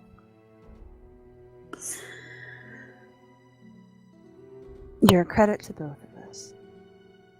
You always will be. Thank you, Mom. You guys travel your way in alternating periods of quiet camaraderie and awkward silence back to the tiny potato-filled village. I will also tell her, make sure that she knows the whole thing of, if anybody gives you shit for me being magical, then, just send a message and I will come back and kick their ass. Yeah, she hasn't broached the magical thing yet. It's always something she sort of talked around. And again, you've noticed, especially as you've gotten to know more about your dad, she does the same thing with him, both to you and to other people. She talks a lot about him, and she talks about how powerful he was and how skilled he was and how creative and all these other things, but she gives a very wide berth around the fact that he had magical abilities. Yeah, and so that's kind of how she talks to you now. Is she doesn't mention it directly, but she knows. I will basically say, I'm just wanted to warn you because I've kind of realized that something needs to change, and well, I guess as a person with a good public reputation who also has magic now, I should help out if I can. So it might be harder to stay away from it myself. I hope that I can keep you and the rest of Whitfeld out of this, but well, if it happens, then you know where to find me. Of course. I wouldn't worry about Whitfeld. Nobody worries about us. All right. Well, I need to It'll be fine. go and save the world. Yeah, not the world this time, actually. Just one person, I think. Should be a nice holiday for us. She just laughs. I'm still not used to hearing you talk like that. It's strange. I'm not used to talking like this. I'm honestly when I came back to Whitfeld, this is like the first time I've actually felt like I done something to deserve all the fame I guess I have here. Like, everybody looks at me like I'm something awesome, some person to look up to. I never felt like I was until now. No, you shouldn't. The children here idolize you. The hunters tell stories about you that I'm pretty sure aren't true, but they like to believe that they are. Everyone here is very proud of you, especially me. So go, save your person, save the world, and if you ever need a place to remember who you are, you can always come home. Sounds good. I love you, Mom. I love you too, Davynn. You make me very proud. I He will gives you a hug good her hug. very tightly. Yeah, Returning the favor It's a from last contest. time. Yep, contest of rib crushing and sobbing. And then he packs you up with food.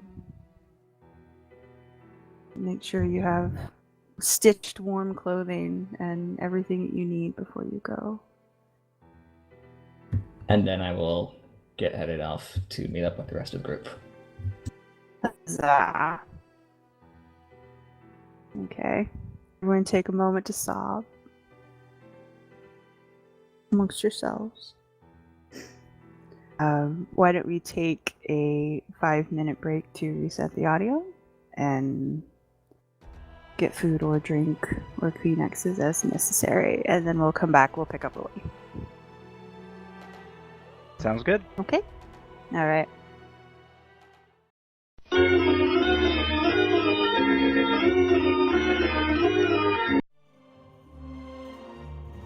Alright.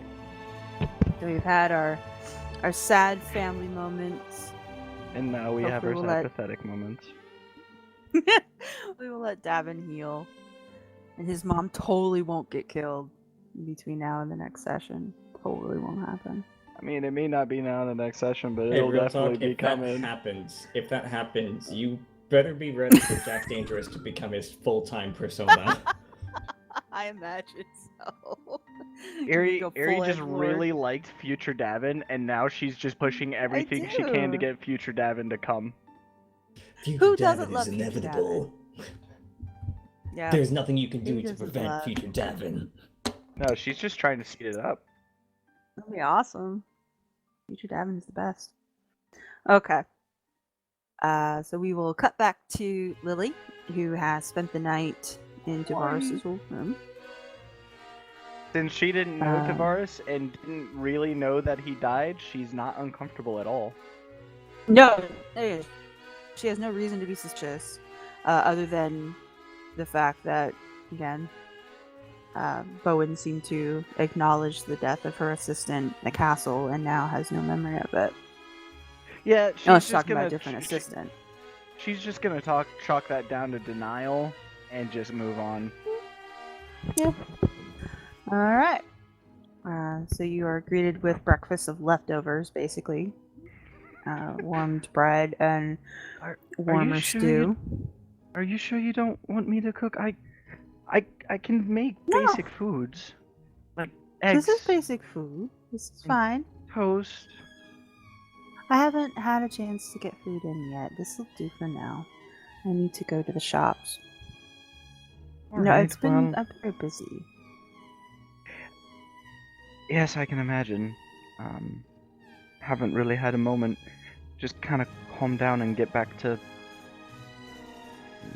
the things I enjoy in life, like reading, researching, stuff like that. Most of our books were taken by the Mount. I had to go and secure them again. So they should be coming soon, but I'm afraid the library is a little sparse at the moment. I swear those... And she just stops herself and composes herself. The Maesters are very efficient when it comes to claiming what they believe is theirs. Isn't Ninimeth supposed to be the mother of Derelai? Like, how do they... I mean, I guess I can see how they justify it, but at the same time, shouldn't there be some kind of seniority going on? She just laughs.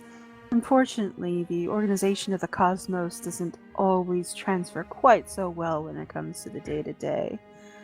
The Mount is larger, they are more powerful, they are more established, and over the past century or so, they have entrenched themselves pretty well.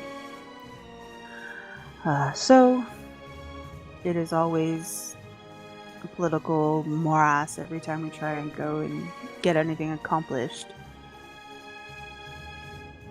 Especially when Her Grace is indisposed. We lose a very strong voice. But it got sorted out eventually. They're just doing what they do best. Acquiring knowledge, even if it's my knowledge and not their knowledge.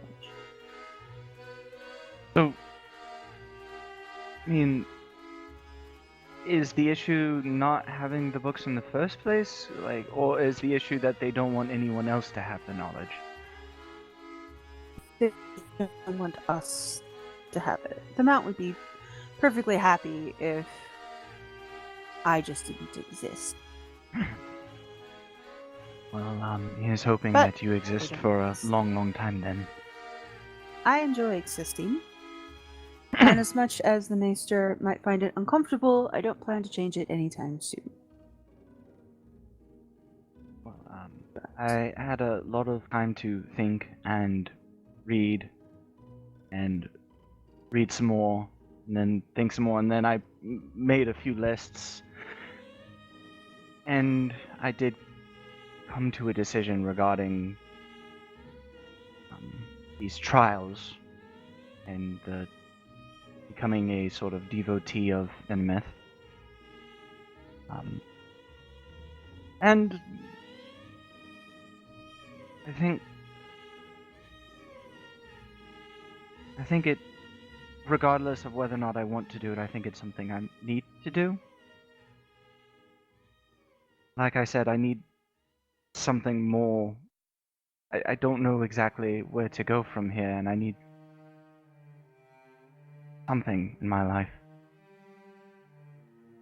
I've realized lately that my entire life has been lived for someone else, and that someone else hasn't been able to live their life because I'm living it for them, so... Rather selfish, I know, not really a great reason for devotion, but I'm a hard worker, and I will do everything that I can.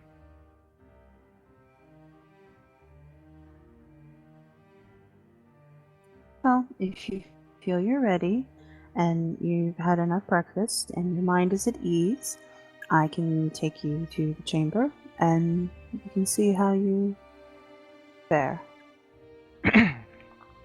Well, my mind is hardly ever at ease, but it's about as good as it'll get.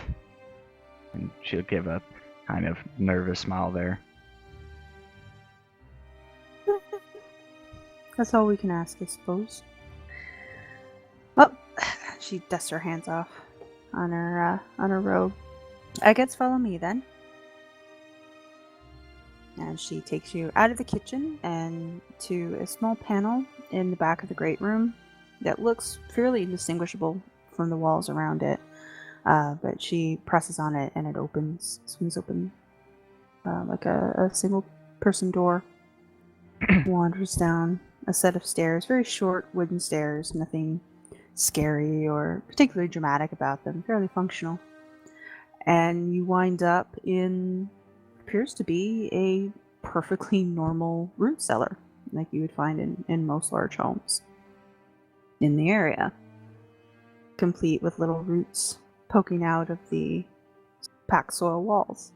It's not very large. It's maybe 10 by 10. No other way out that you can see. No windows at all. There's a unlit oil lamp that hangs at the bottom.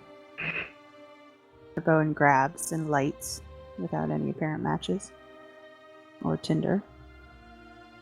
And she takes it to the center of the low-ceilinged room and hangs it from a hook that's embedded there.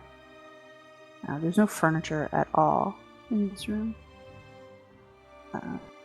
Just a barren, damp, slightly echoey root cellar. It invites you to sit in the center under the oil lamp.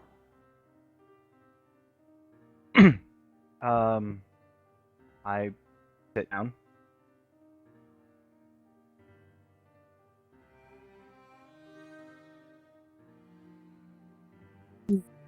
Just kind of looks at you for a second and takes the oil lamp off of its hook once she's decided that you are settled, and retreats back up the stairs, taking it with her, shutting the door when she reaches the top. As the door shuts, Lily turns around like, "Wait, you didn't tell me what I was supposed to do." Okay. Well.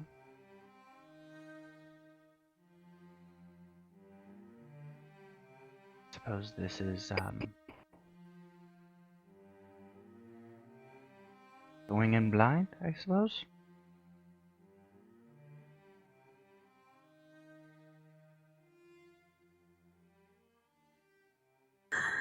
Alright, first thing I would like you to do, Lily, is to make a wisdom save at disadvantage. A disadvantage. Well, Mhm. I'm actually not terrible at that. Well, that's fine.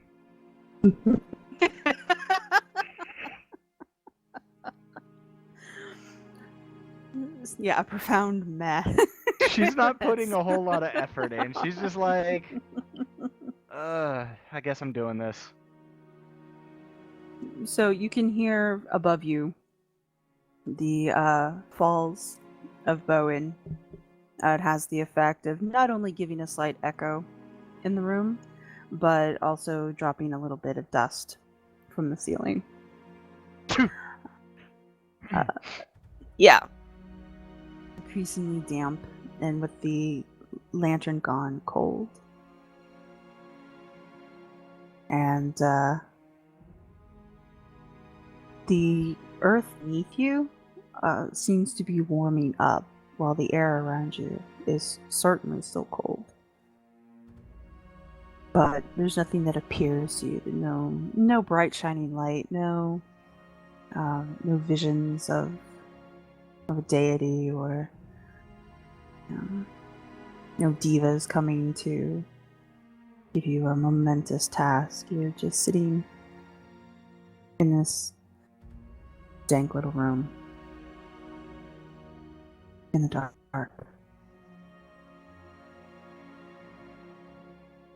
Well, he just kind of is unable to decide whether the trial is patience or whether she's supposed to say something. She wasn't given a whole lot of instruction, so she's a bit conflicted right now.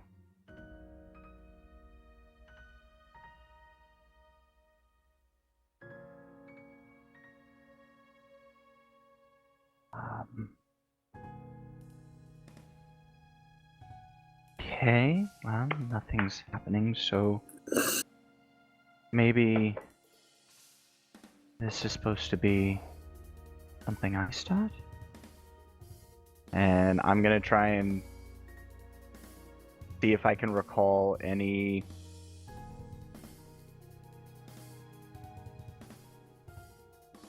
kind of devotion to Ninimith that, you know, any kind of traditional thing that people would do to kind of seek her presence or guidance or whatever.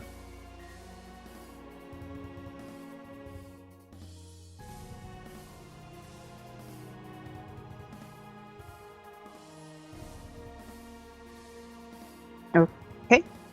Now you want to roll your religion? Sure. I'm actually good at that.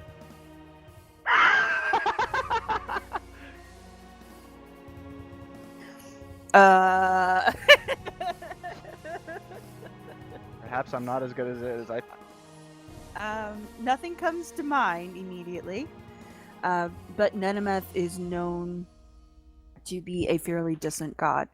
That is one of the reasons why both the Amaskins and the Nenmatai act so much as sort of prophets of her word, is because unlike other deities, which are fairly active on Iyith and often interact directly with their adherents, Ninimith tends to keep her own counsel.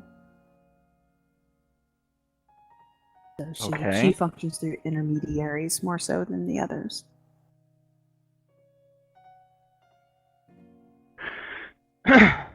Well, then we're gonna do this. We're gonna do this live then.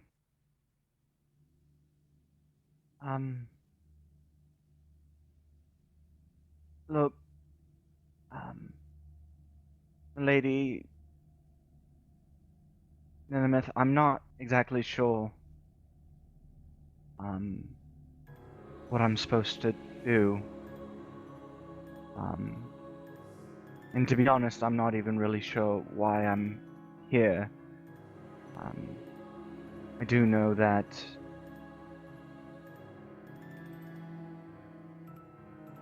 as far as everything that I've read about you, the fact that you believe in balance, the fact that you believe in order and all that, that definitely appeals to me.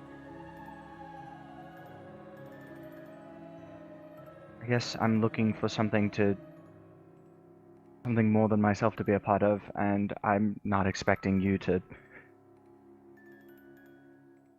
just cater to that, but I'm here and I'm willing to find out.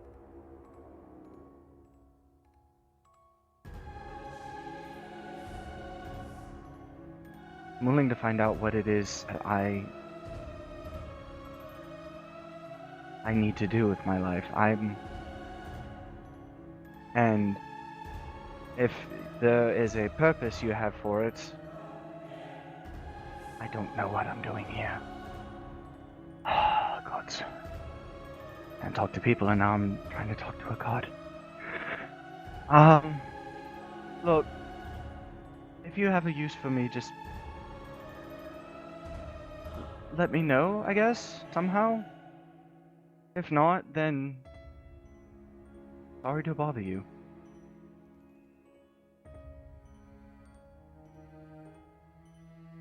Okay.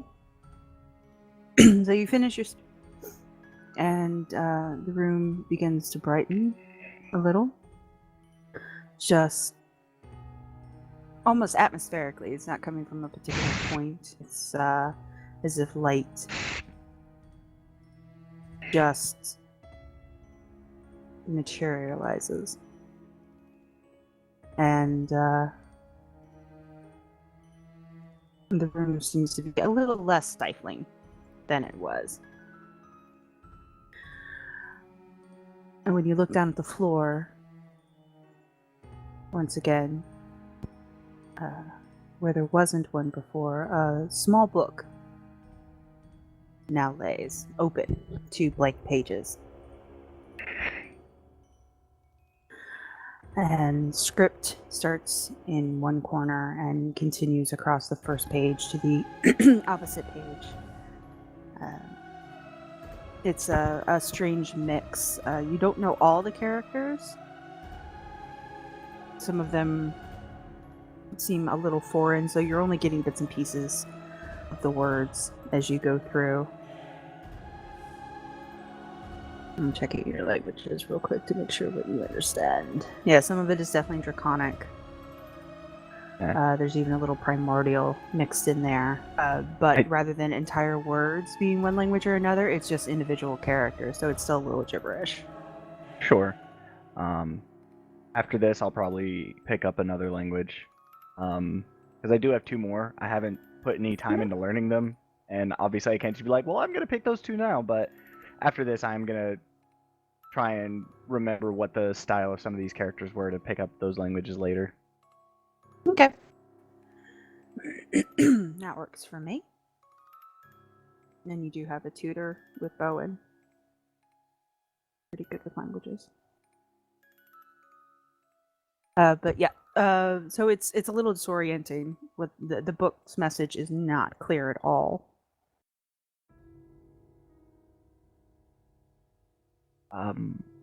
What can I pick up, if anything? Like I said, it's individual characters.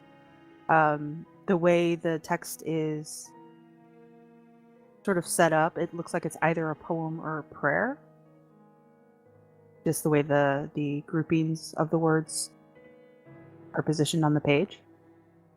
It's definitely set up into sort of a stanza formula. Well, if I don't recognize the characters, I can't sound out sounds they make. Mm-hmm. Yeah, it's there's not enough characters you recognize in a string to give you an indication of even what the word might be. It's scattered and basically useless information to you. Is there any way I can identify the languages that some of those characters might be from? Identify? Yeah. You know, at least one of them is celestial because you've seen it on the scroll that Kern carries. Yeah, that one is one I was definitely going to pick up later, but... Yeah, that one is definitely Okay. included here. You recognize very specific characters from the scrolls that Kern carries.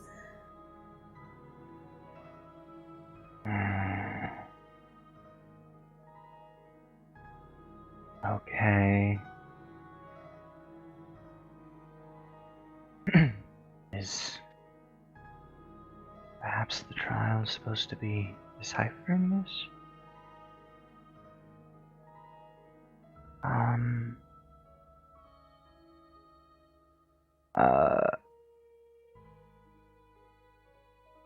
Did I come down with anything other than like just what I was wearing? Like, would I have brought any of my stuff, or is that all upstairs? You are free to bring anything that you want. Bowen would not have stopped you if you needed to go upstairs and get your possessions. So yes, she told you very clearly you were going to your trial. So if you wanted to bring down your entire kit, you could certainly do that. Okay, not exactly sure what you want me to do, but research is sort of my shtick. So, the first thing I'm going to do is I'm going to pull out Lily's mother's journal and see if any of the languages she hasn't deciphered, if any of those characters match the ones here that on this book. Some of the symbols definitely match. You don't know what they mean, but yeah. Yeah, the symbology is similar in places. Okay. Right. Then I did grab a bunch of scrolls from Karak from the One Queen's room. But those were mainly maps, I think. Maps and pictures. Yeah. Yep, they were predominantly maps. Old Let's see, maps, what yeah. do I have?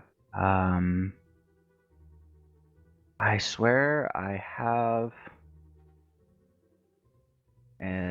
something for this.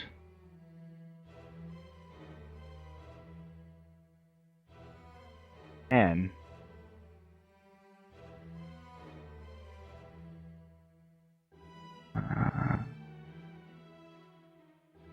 no, that won't work. That won't work.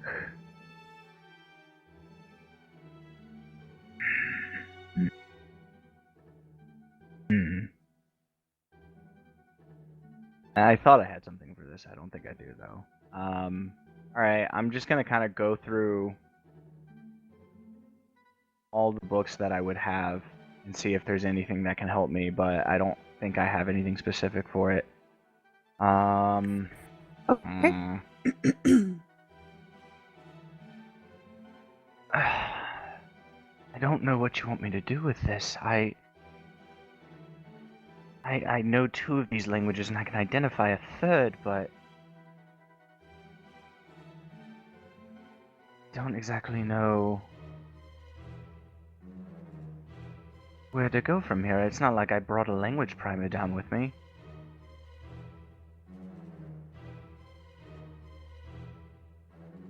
So the It's a prayer. pages on the book begin to flip. They flip away from the poem or the prayer or whatever it was into more towards the back cover. The pages do appear to be blank as they move, although they are moving fairly rapidly. And then finally, when they get to the end, there's a diagram, a schematic. And it looks like a cut gem of some kind. Now that...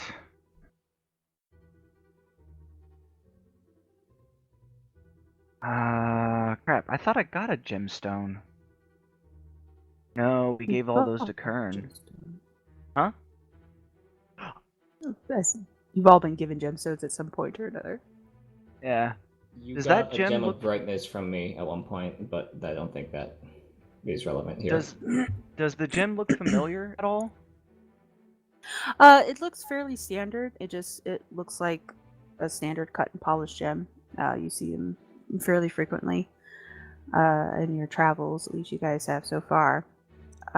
It's got the schematic does have points that have been labeled, but the labeling is not in a language you can understand. It's also very tiny writing. All So right. it's very small chicken scratch. But it is labeling the gem as if it were some sort of mechanism.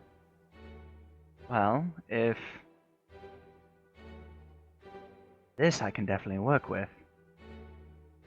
So, since I know she's not wearing it, I'm gonna try and make a transmuter stone to these specifications.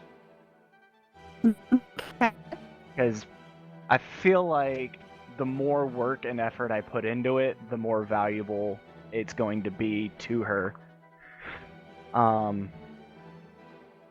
So it's gonna take 8 hours, but I don't need materials or supplies for it.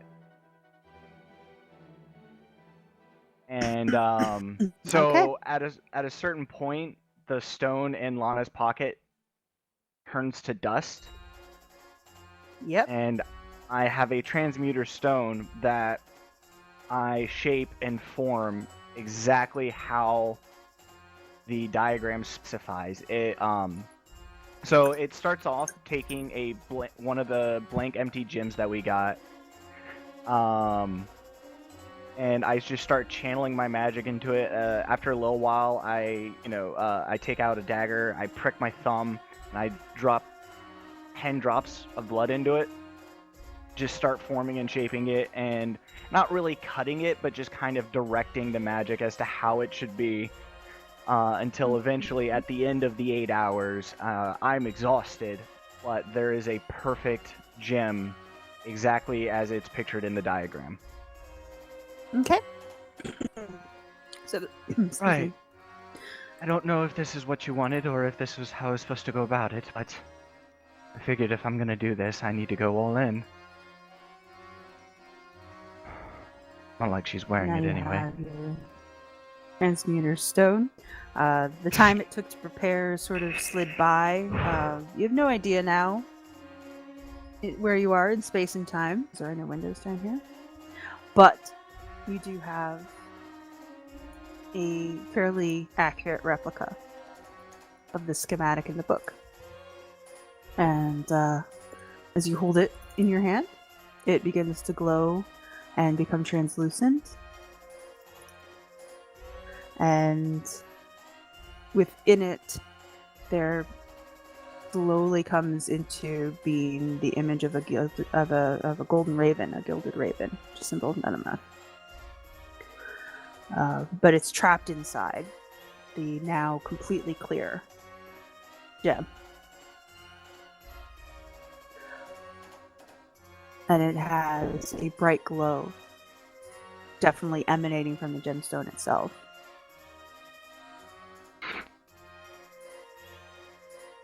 Oh wow. That's a good sign.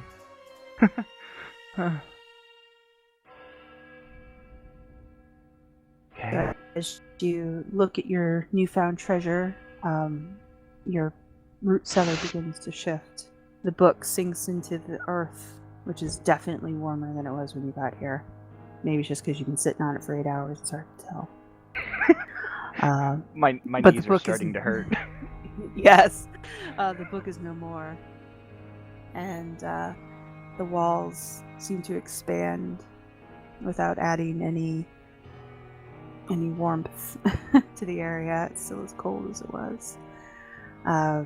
You see flames flickering, but if you twist your head to look at them, they seem to twist out of view, and you're just looking at a wall again. But there's definitely the sound and smell of fire. Just out of the corner of your eye, you can see the color of the flames. And after you're done kind of craning your neck to take in the scenery, you look ahead, and there is a child, a girl, maybe 6, 7 years old, badly wounded. Her clothes are singed, hair is singed, not moving, laying on her back. It looks like her hands are splayed, and she's got one busted ankle, given the angle of her foot. I'm gonna go over and examine her to the best of my very limited knowledge. See if I can figure out what's wrong with her beyond just busted ankle. Roll your medicine. Very limited knowledge. Yeah, she's not responsive. She is, her ankle is clearly broken because feet aren't supposed to point that way.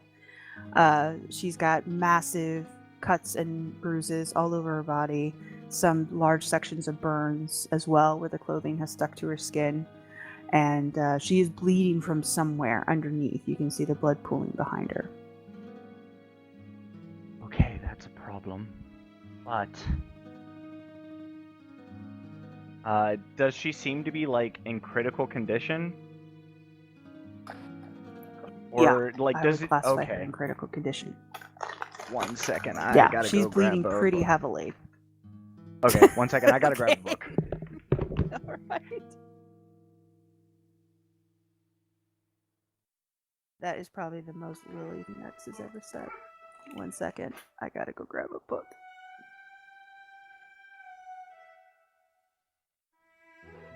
Where the hell is my video?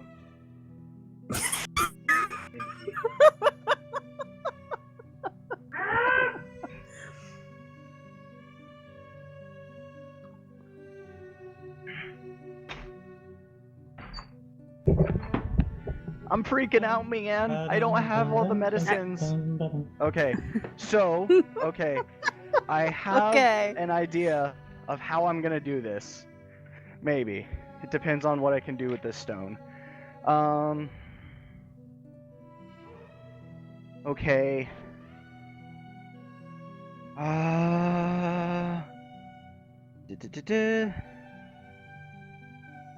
Okay, so what I want to do is basically just keep her alive until...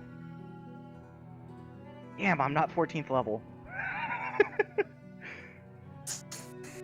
If I was 14th if only you level, thought this would about be that before you came down here. If I was 14th level, this would be a lot easier. Okay. So,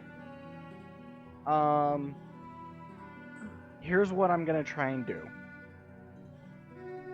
I don't know if this is what I'm supposed to do, but damn it, I'm using what I know here. I don't do healing, but I am an alchemist, and I do have a freshly made transmuter stone, which is going to be proficiency in Constitution saving throws. I'm gonna tear my pants to try and make bandages, and I'm just gonna try and use the combination of the stone and the bandages to stem the bleeding long enough for me to make a healing potion. Well, your transmuter stone no longer functions as a transmuter stone, so it no longer gains the benefits that would normally come with that transmuter stone. Okay, well, I have an alchemist kit, but I haven't made any potions with it yet. All I have are the basic ingredients. Okay, well, I'm still gonna do the bandage thing. That's fine. Yep. My goal is to keep her alive long enough for me to finish a potion. Okay. So How I'm long gonna does try it and take stem you? the bleeding. Okay. You can roll a medicine check at disadvantage. Shit. Come on, virtual dice, don't fuck me this time. Okay, so you go to bandage her. The source of the bleeding is her underside, is underneath her. In order to get to it, you'll have to shift her upward. And that can be bad. You are welcome to do so, though.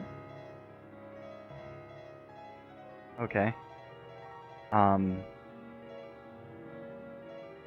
Does it seem like the blood flow is at least not as deadly with the bandaging?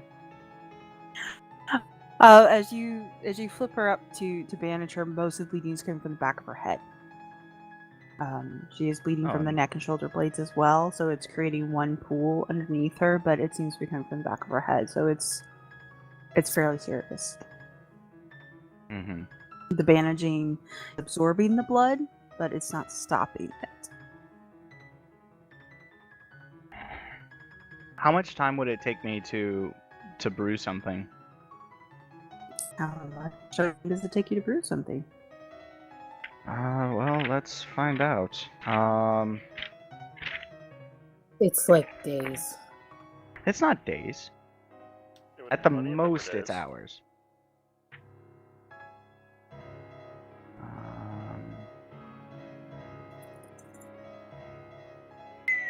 As we all look it up. A common healing potion requires 4 days. Oh, that's not There you go. There's a reason no Good one at crafts all. in 5e. because it's stupid. So bad. Well, I don't have any healing spells.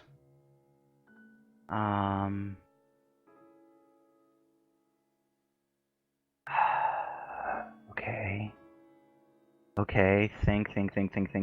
What can I do?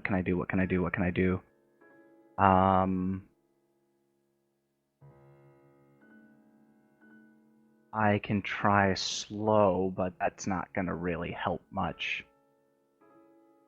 I don't have polymorph till next level.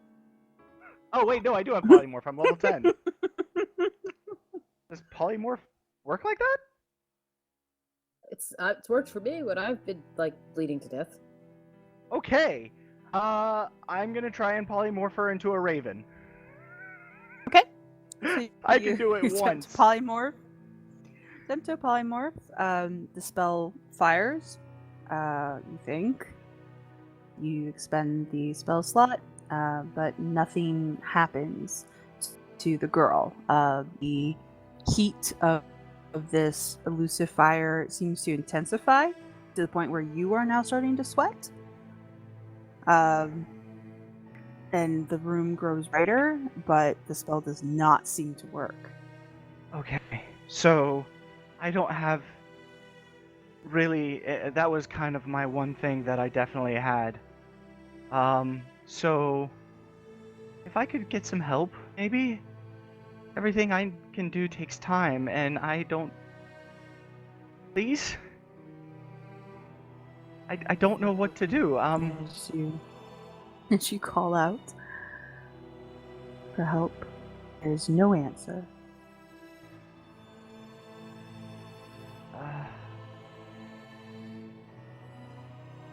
I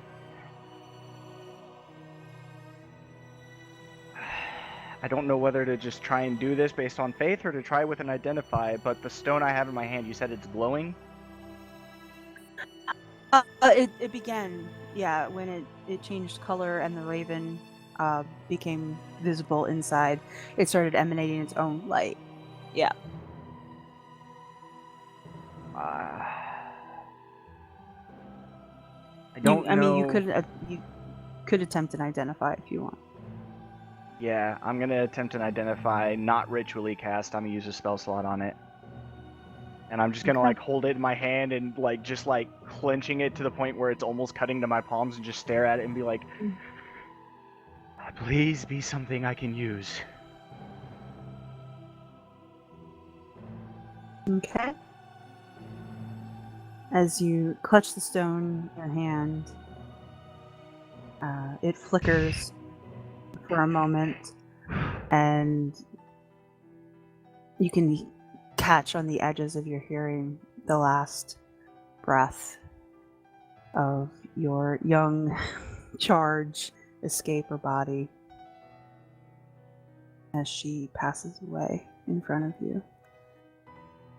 And the stone stops glowing, and the clear crystal becomes opaque again. But this time it turns sort of a leaden gray.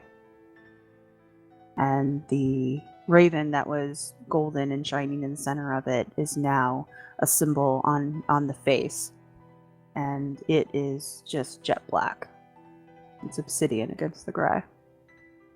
And the stone feels heavy. When it was the clear crystal, it felt light. It felt like a transmuter stone. Like it should. And now it just feels really leaden. And it just sort of sits heavy in your palm as the world slowly rights itself.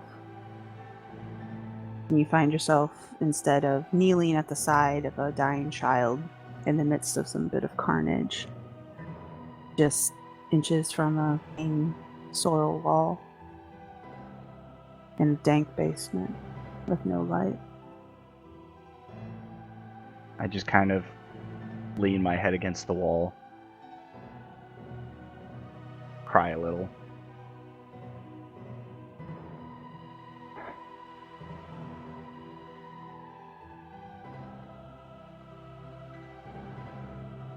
So what, was I not good enough?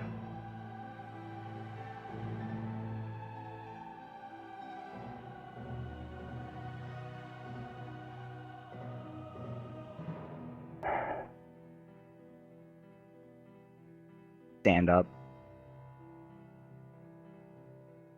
turn around, start heading towards the door. Alright, make your way up the stairs. A little short section to the landing. You find yourself in the relatively cheerful, if slightly dusty, Northshire Chapel.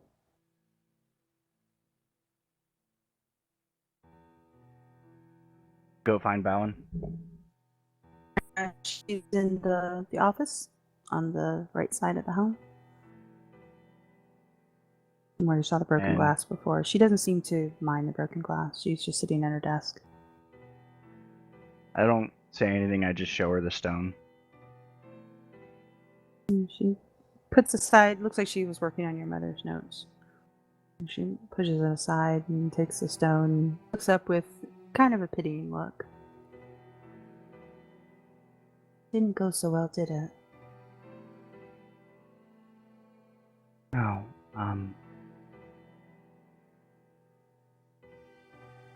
at first it seemed like it was, but then at the very end, there was a girl and I tried to save her, but I couldn't. Wasn't good enough. How did you try to save her? Well, I tried stopping the bleeding. I tried using the transmuter's stone, but it wasn't a transmuter's stone anymore. I tried begging for help, and then I realized that the stone may have been magical, and I just tried to identify it to see if I can figure out how to use it, and she died. So Bowen kind of nods slowly, as you're talking, and sets a stone down in the center of the desk in between you. The difference between me and you. We both have power, but I have faith. And sometimes one needs to be stronger than the other. You have to believe in your power before you can wield it most effectively. But it's okay. And the fact that you survived it all is good. I suppose. You should keep this rock, though.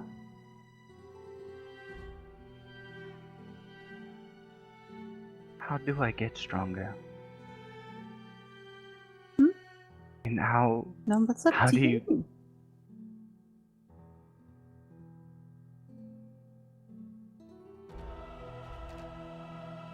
I mean, knowledge is only worth it if you fight for it. You can't be handed all the answers. You know that.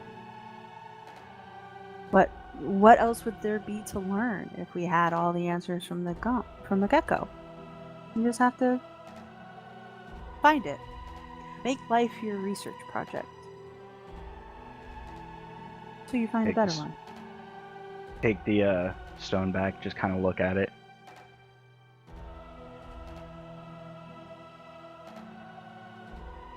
I don't suppose Nenimith is one for second chances.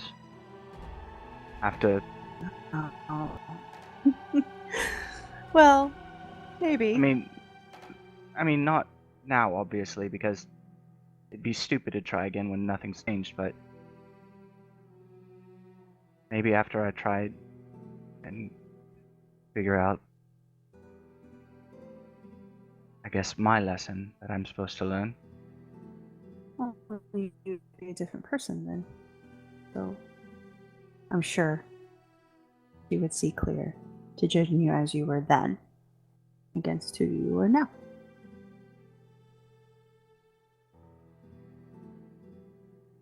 But don't focus on it too much. I understand that that's a difficult lesson to absorb, but it really is the best one. Sometimes faith is just faith. And if you examine it too closely, you'll crush it.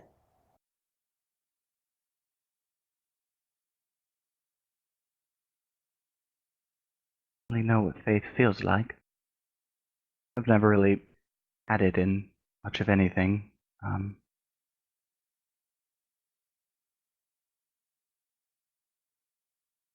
For as long as I can remember, the only person I could really rely on was myself. My sister was always there, but she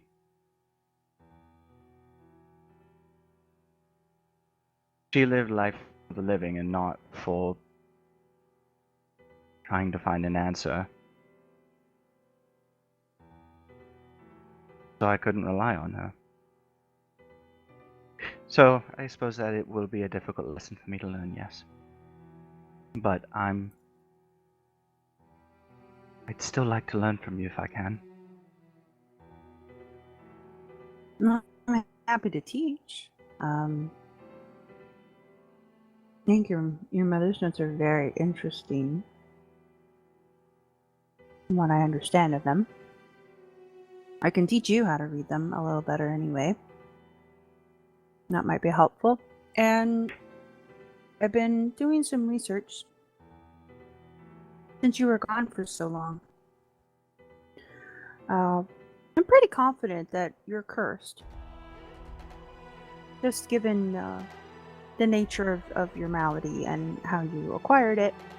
And of course the history of Greylock and its foibles, so to speak. So you're gonna have to figure out how to reverse that. But I suppose that frees you up from asking every cleric you run into from, here to Ayabera how to fix you.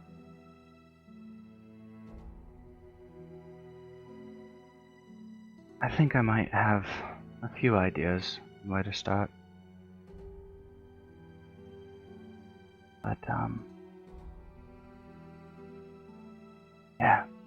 I would definitely like to learn, especially how to read my mother's journal. I know there's still a couple of languages in there that I don't understand. There's one kind of writing, a friend of mine who has it on scrolls he sometimes carries. Looks kind of like this, and I'll sketch a few of those symbols out. Like, the disciple of Inaline, the quiet one.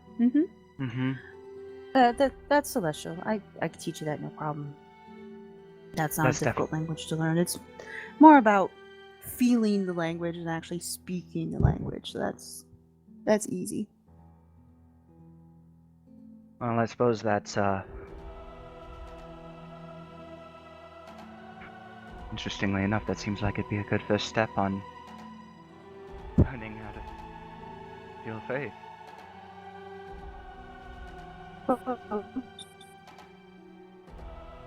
At the very least, it's an easier way to read, which is kind of the same thing. Which kind of laughs to yourself. I definitely like that. And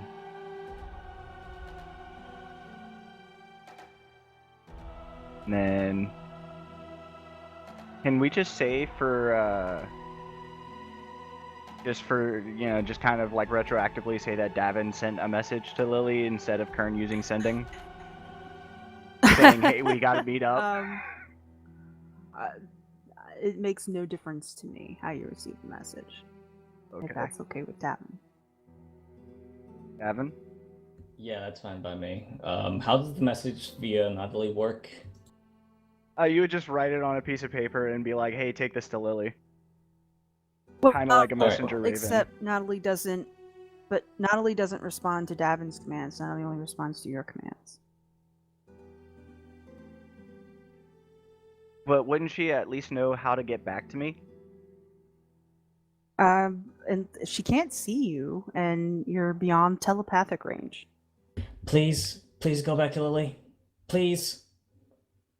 You're just sitting there. Yeah, you've had this raven sitting Come on. near you all this Come time. on. If Lily were here, she would tell you to go back to her and take her this message. Although if she were here, we wouldn't have to do this. Please, come on. It's a really cool concept. Rule of cool, Leary. Rule of cool. It is a cool concept, but that's not the way familiars work. I mean, ravens are smart. They use them for messengers. Yeah, But- ravens are super smart, but you guys are, a week apart from each other. Well, I thought you were Ravens just going to can't read say maps. ravens are smart, but you guys are dumb. I will Well, give you a no. naughty snack.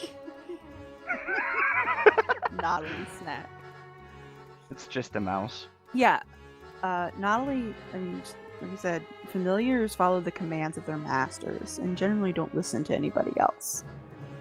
Not bound to anybody but you. And Well, yes, ravens are smart, but they're still birds. There So- goes that idea. Alright, whatever. It was a cool thought. It was a very cool thought, but yeah, they don't work that way. Okay, So, yeah, fine, I just suppose I just... stay there. Pout, I guess. as Davynn pouts. Okay. So yeah, just in the middle of the thing. Oh, second. Yeah. Gun? Uh-huh.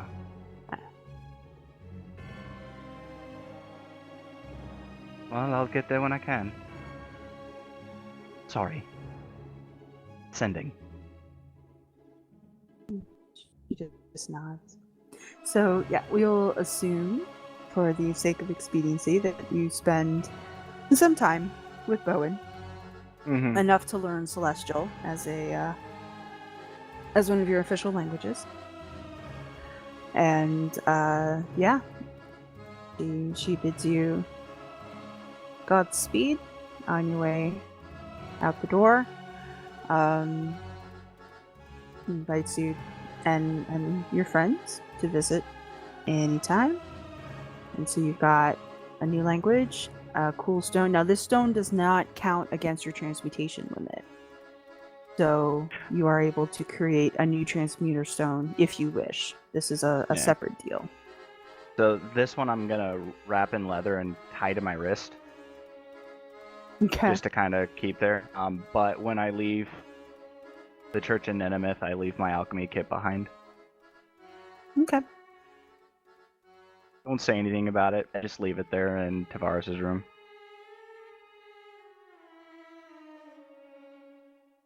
So really hits the road. Meeting up in Sarn Halicorn. As the group is chaperoned by Sia, as each of you arrive in turn, collecting you as needed from the top. Davynn, you can make your own way down, of course, but the rest of you generally need a guide. And after having Hildreth and Lana crash through the prisons and messing up her work, she is a little more diligent in coming to collect you topside as you arrive. Taking you down the tower, and once you're all there, into the library where you were before, peeling Xylund out of the workshop as needed, with his half-completed helm in hand, smelling like he hasn't showered in a week, and puffing on some undeterminable drug. Frog's muck. I think that's all there is down here. Yeah, don't, it is pretty slim pickings. Yeah, I don't tell them what happened at the church, though. Okay, that's fine. You guys can spin your tails, catch each other up.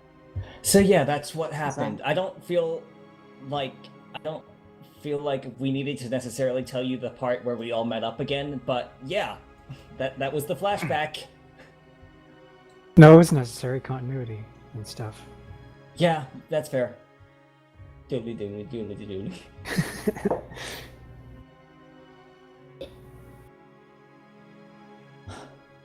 So what's the deal? Badger and Yeah. druids? Yeah, these druids are they live in the forest, and they were doing this. There's some kind of druidic cult, and they perform this resurrection ritual every year. Druids? I don't know. Ask Sia. Is Sia in the room? No. Once she got everybody seated, she kind of, like felt awkward. You could tell she was either really uncomfortable with all of you in one place, or just really uncomfortable with this many people in general, and just shut the door and got out of the library. Cal opened the door and shouted, "Sia!" She pokes her head out from down the hall where her workshop is. What? What kind of druids are these? Do they have a name? Yeah, it's the Sorcerer Circle. The what?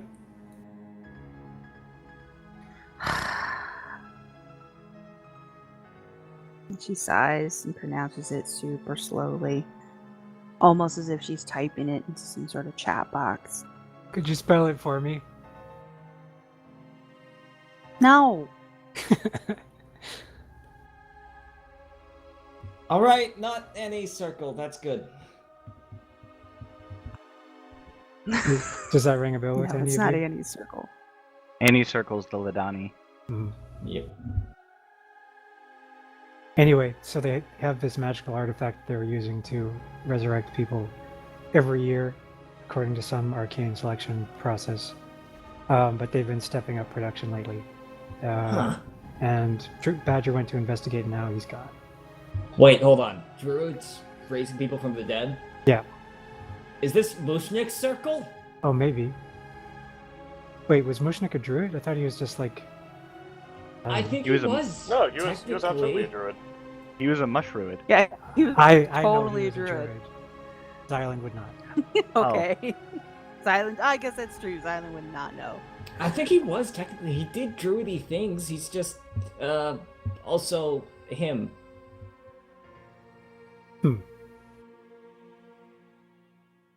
Oh, speaking of magical artifacts, I could really use a magic weapon. I feel like we've been running into lots of things that are incorporeal or magically protected. And yeah, it's not really cutting it. Cutting it. This isn't really a library. I mean, they put the artifacts here so that they don't circulate in the outside world. That's kind of the whole idea. That's fair. I'm just saying, if we come across something like your sort of warning, then maybe put me up in the consideration for it next time. Yeah, I mean, yeah, obviously. It's not like we've been running across a lot of them. Fair enough. Oh, I could use a whip. A whip would be cool. Eerie. I did mention in my downtime I wanted to see if I could track down like a whip or a rope dart or something along those lines. Yes. Yes, you did. I remember clearly. Yes. Is this possible to have... But you... Yes. The best place to get a whip would actually be in either Greylock or Lorehold. So, since you have a chance to communicate with Kern, and Kern has money, I am perfectly happy allowing him to purchase a whip on your behalf. I thought we might be Not able to find one in Whitfeld. No, not in What did you Whitfeld mean, or Whitfeld. Whitfeld? That's exactly what I said! I Not didn't hear that. either one of those. But yes, Kern can bring you one from Greylock. Do you want me to ask Sia if she's willing to loan you a magical weapon? I mean, it doesn't hurt to ask. I guess. She might send you on a quest. I mean, that's kind of what she's doing to me. Maybe we can make this double duty. Maybe. Actually, yes, that's a good idea. We'll say that this quest is too hard for the... It's too much for us, considering this small amount of materials I've used so far. We need more payment. Actually, no, you say that. I'm trying to make these people like me. Alright, just make your pun again. Whitfeld. Maybe I'll hold off on that request. I could just ask her. I don't need to say the rest of that. Hey, I'm gonna go find Sia real quick.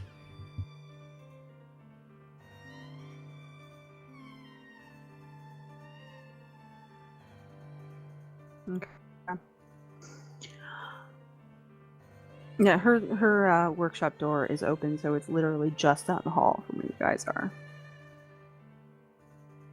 I'll knock on the door and say, "Hey, Sia, hi, I don't mean to impose, but can I make a request?" I suppose. Yeah, so basically, we've been running against a lot of things that are resistant to normal weapons, and I've been thinking that I could really use something that is enchanted to break through that. Is there a chance that you might have something like that you can spare lying around? An enchanted weapon? Yes. I have lots of those laying around, none of which I'm going to allow to head out into the outside world. Okay, cool. Was wondering if there were any, not world-ending ones. Not cursed, dangerous, world-ending items? No, not so much, but, I mean, I know you have a sword. Yes, that I do. Are you gonna be here a while? Probably not. We're gonna go deal with the badger thing. Well, it takes a while to enchant something like that. I would prefer that I can't imagine you needing enchanted weapons to deal with druids. They're not hostile. That's Oh. fair. That's fair. I can leave it with here. I've got this now. You gonna give her your whip? Yeah. Okay. If you could enchant this, that would totally work too. Oh my god. Yeah. I could enchant that, yeah. Take me a little while, but sure. It won't be a very strong enchantment, because this is, and she kind of, bends it and tests the leather of it, and this isn't the best whip ever, but guess not everything can be made out of, the hides of legendary dragons. I mean, I could also That's- sleep my sword here instead, if that works better. Either way, it's whatever you want. Either one of them would be pretty awesome. I don't know why, but some part of me is calling out to having a magically enchanted whip. Okay. Well, And I can work out on of this while character. you're gone. Out of character, that part of me is the part that was recently watching the Castlevania anime. Oh, that show is cool. And I will leave the whip with Would now Sia be a bad with time to many mention thanks. that recently I've been playing the Castlevania collection, specifically 3. It's awesome. Alright, so you leave your whip, your new gotten whip, with Sia. He throws it up on her workbench amidst the scattering of other things, and wander back to the library. You are once again all together. You are all caught up on your various tales. Hildreth, do you have anything to add to the conversation? Nope. Your time in Greylock? No? He's gonna sit in the corner and sulk. Aww. But he's got Poor a bird friend to guy. sulk with, so it's okay. That's true. Aw. He does. He has his falcon. Anybody else have anything that they want to go over? Since you're all together? I will say that Davynn has been awkwardly avoiding Lana for a bit, I think other than the first little wave. Well, think I the imagine twins he's are been playing with his whip. and And I also think possibly the that. twins are currently in a corner chatting.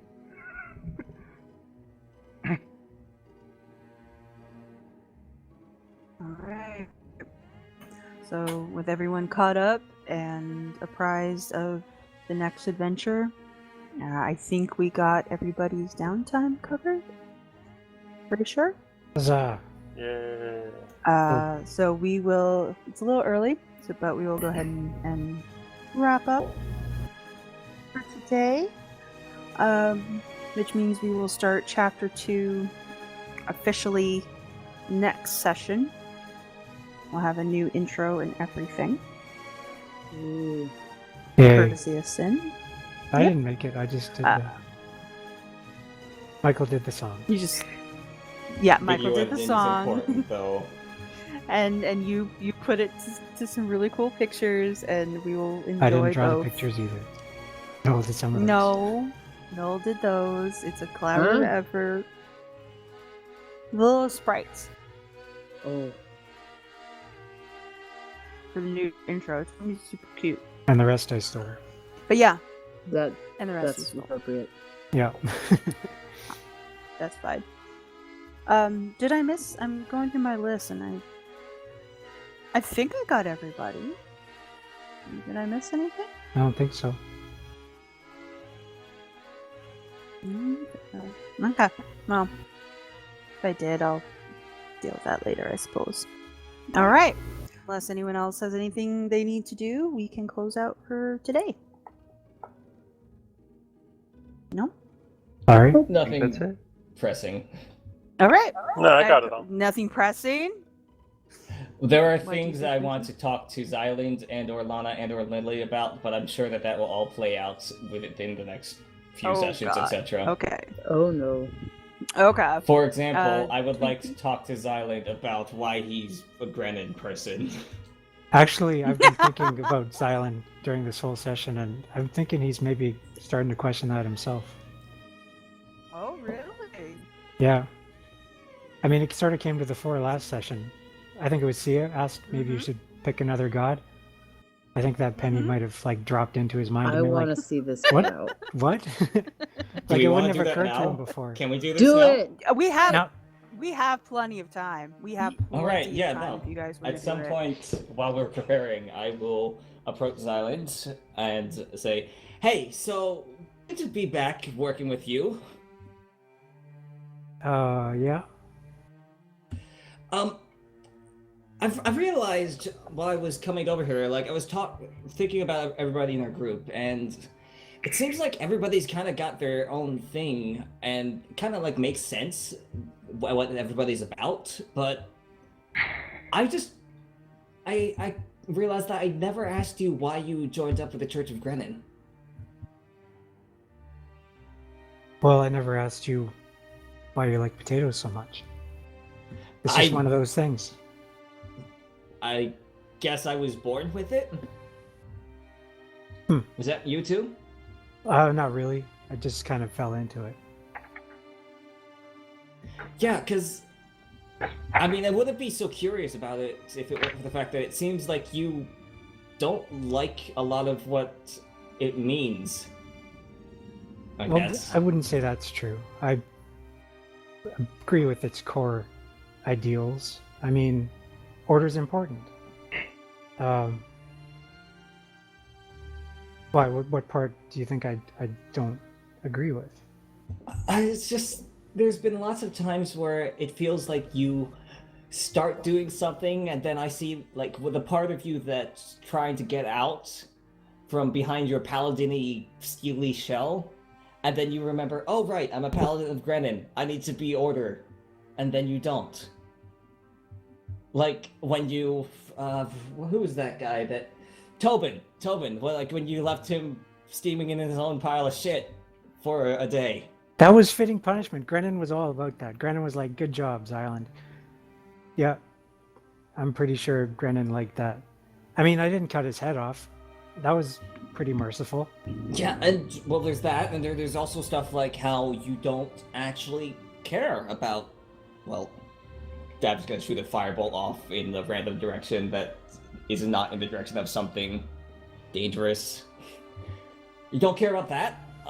Even when we started off, even when you didn't know me that well, I would have thought that Paladin of Grennan following the law would have had to arrest me or something. For what, magic? Yeah.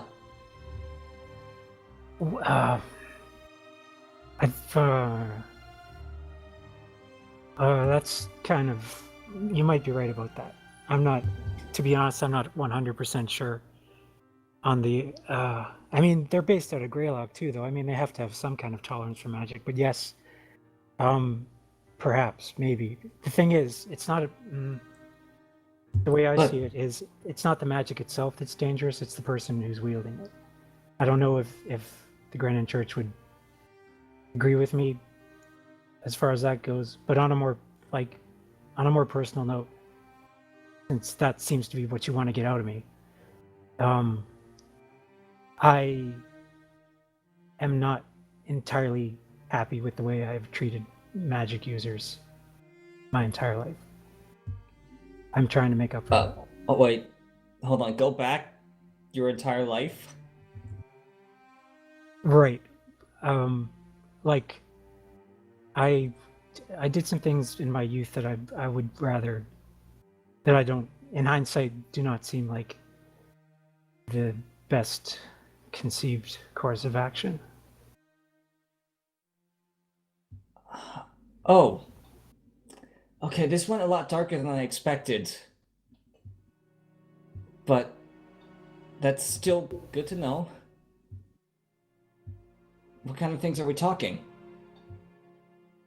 Oh, you know, just pulling magic users' pigtails and stuff like that. That doesn't sound too bad. Knocking their books off the desks when I walk through their enclaves. You know, things of that nature. Okay.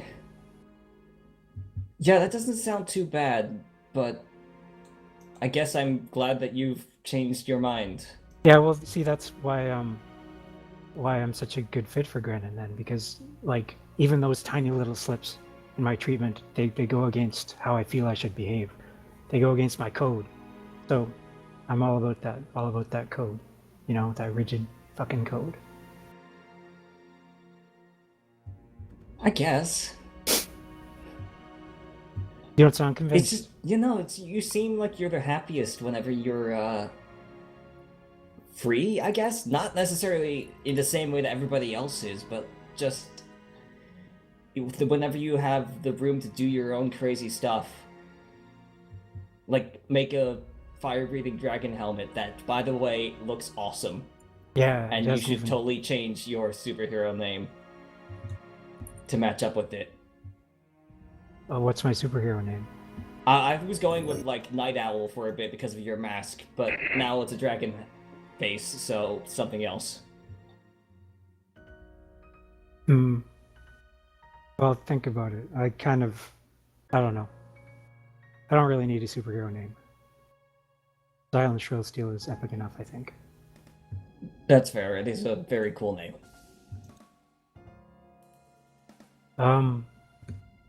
No.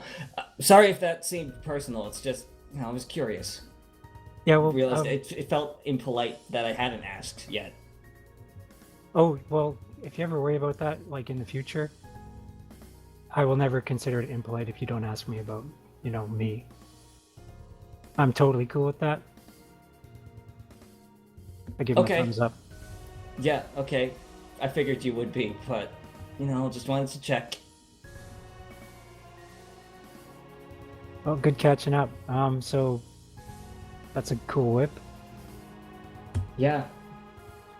I've been realizing that, well, first of all, I could totally use one of these, and second of all, swinging off of things with it will be awesome. Because somebody won't give me a grappling hook gun. I still have that broken one, don't I? Eerie, You do? do I? Yeah, you have the busted one. I should fix it. Yes, you do. Actually, I've been meaning to fix this one. I should do that while I'm here. Yeah, I'll get around to it. Alright. I mean, Oh, that your also mom- sounds super cool. Your mom didn't It's mention me at all when you were talking to her? I'm sure she did. We were kind of distracted by the whole "my dad is dead" thing. She probably would have mentioned it if it were in happier circumstances. Because, yeah, I would have thought she'd remember me. I don't think anybody could forget you. Yeah, well, I passed through Whitfeld on my own when we were separated for a while there. Oh, Dropped in on your mom. Uh-huh. Yep. Hold on. Xylund grins. I have an insight score now.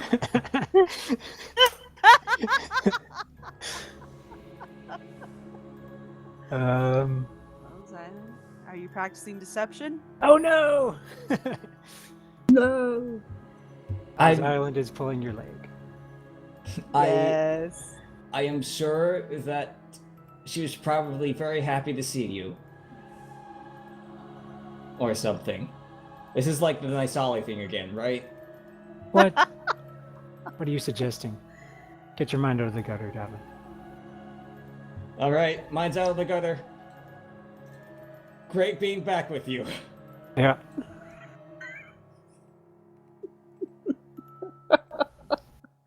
Well, that went well.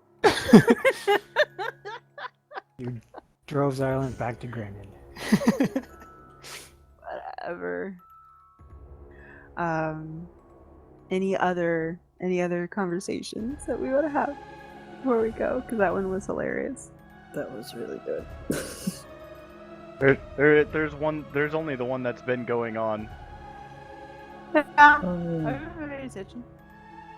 Probably not best suited for the chat bar, but whatever. Feel free to play it out in voice. Yeah. Yay. Up to you, Noel. I'm down. All I was right, gonna sound so like you're sick, but you know. just kind of pick up from where we left off on the chat bar then. Sure.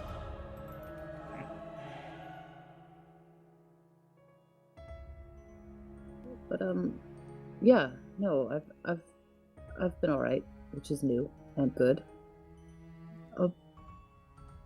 What have you been up to? I mean, I know what you've been up to. That was a lie. What'd you need it for? Is what I should be asking. I mean, I assume you didn't just do it to scare the shit out of me, because it did, but like, you know.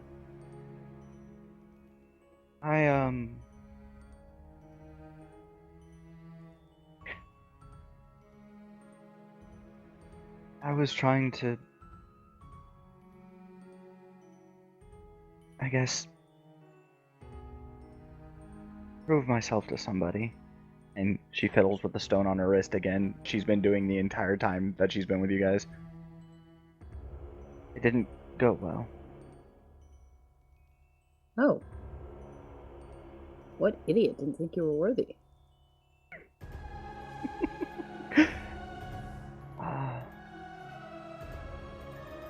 Somebody who's very impartial, and I lacked the qualities that she was looking for. You don't need him then. Maybe not, but I gotta figure out what it is I'm supposed to live for. I mean, like I said, you don't need me anymore. And here Don't again, need you to physically keep me alive, but that's only a small piece of it. You know that. I mean, well, the same. We've found a good group. You have attachments to them, and So do you.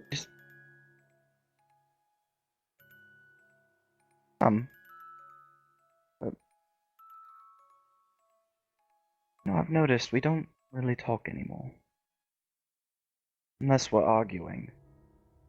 And Yeah. before, it was always me yelling at you, and like I said, you don't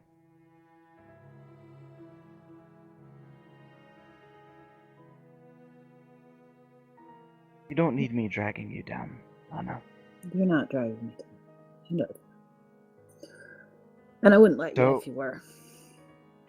So, I'm not going to. Look, if you need me, you know where I am most of the time, but... Yeah. You've got your life to live. So do you.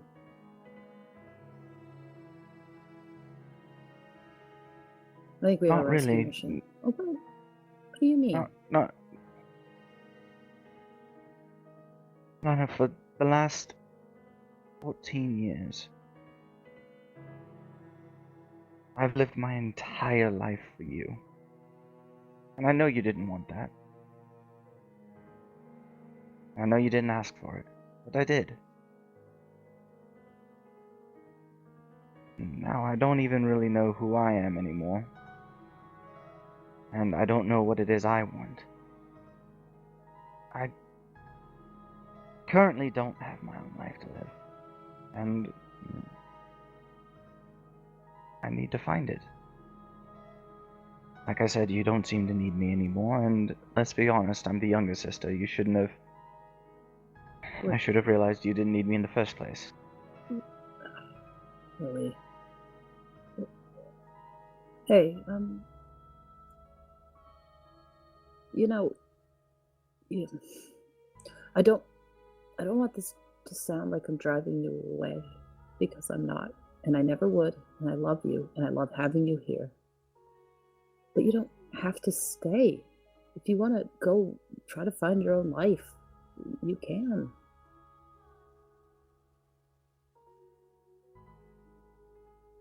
I've been thinking about it, actually. Yeah. I'll be sad to I've see been you thinking... go, but I'll be glad if that's what you need, and I think it might be. Just... If I do, not yet. Alright. There's still things I need to take care of, and there's still things I need to do. And there are still people relying on me, but... For a while now,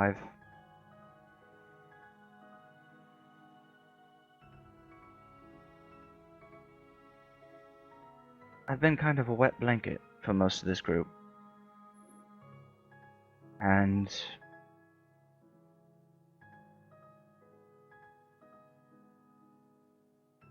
I'm afraid that,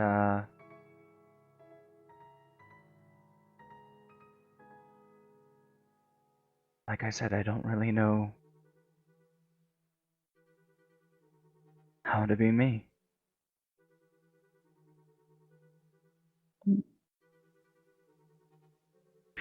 So, anyways, you make sure you take care of yourself no matter what else.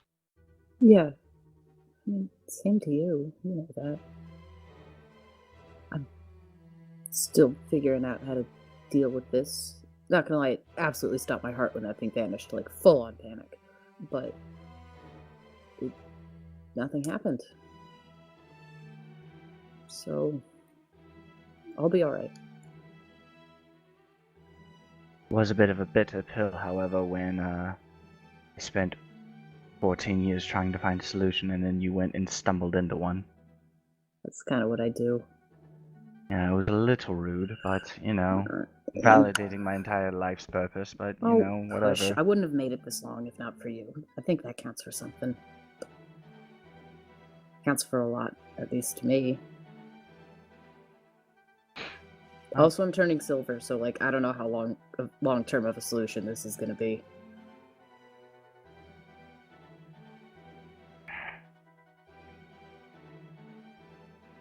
I don't really know. I have a few suspicions, but I'm just gonna enjoy the ride. I don't think this is...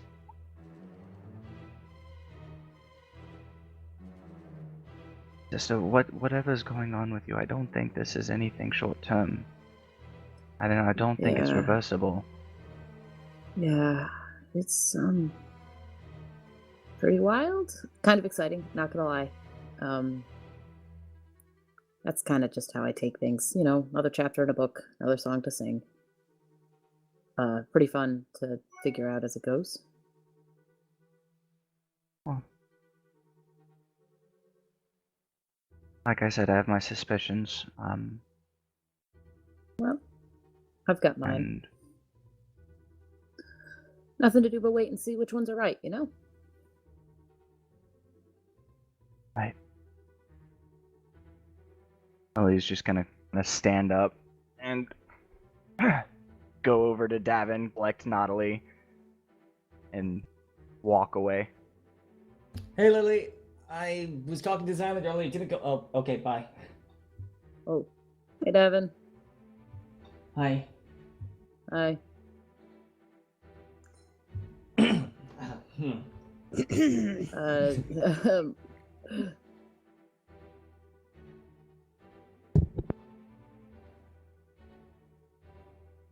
Good seeing you again. Yeah. Is it just gonna be like this from now on? I mean, I hope not. I kind of assumed you just went through more trauma and I was going to give you space and all that, but this just feels weird. Yeah. You want to get on a horse? I mean, I know that's just what I say for everything, but it's kind of just how I handle this at situations like these. I'm down. Let's do Hell that. yeah. All right, come on, Trisket. Yes! That name finally stuck. Of course it's sticking. Flybys are good for clearing your head, let me tell you.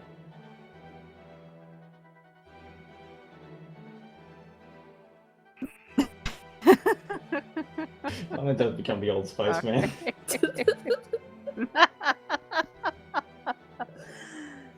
All right. It's either that or You she's guys Prince wanna Charming continue? taking you off into the sunset. I mean, Hildreth is correct. Zohar is the best companion. Yep, Hildreth knows to stay out of it. Yeah. No, Hildreth is a good man. Nautilus is his Um, companion. Zohar's a very Zohar. close second. Bird fight! Zohar's pretty cool. Bird fight. Bird fight! Bird fight! Oh sure, let me just change Nautilus into a freaking owl. Hey, wait, Or yeah. an eagle. Or Davin, something. you want to be a giant eagle? Well, I'm pretty sure Zohar is a familiar too. Hold on, do I want to be a This is giant true. eagle? I heard Giant that eagle, right, right? Yeah, giant eagle. No reason. I just think there's about to be a bird fight, and I'd kind of like to just barge in on it. Yes. I will be your think bird. Giant eagle would win the bird fight. Hell yeah. Yeah, I Hey, think This giant cheating? eagle. Can the giant Yes. can the giant eagle cast spells on contact? No. No. Then the giant eagle may not win that fight. How many hit points does Nautilus have? Just out of curiosity. None. Enough to get in touch. Mm-hmm. Virtually none. Alright, so we can.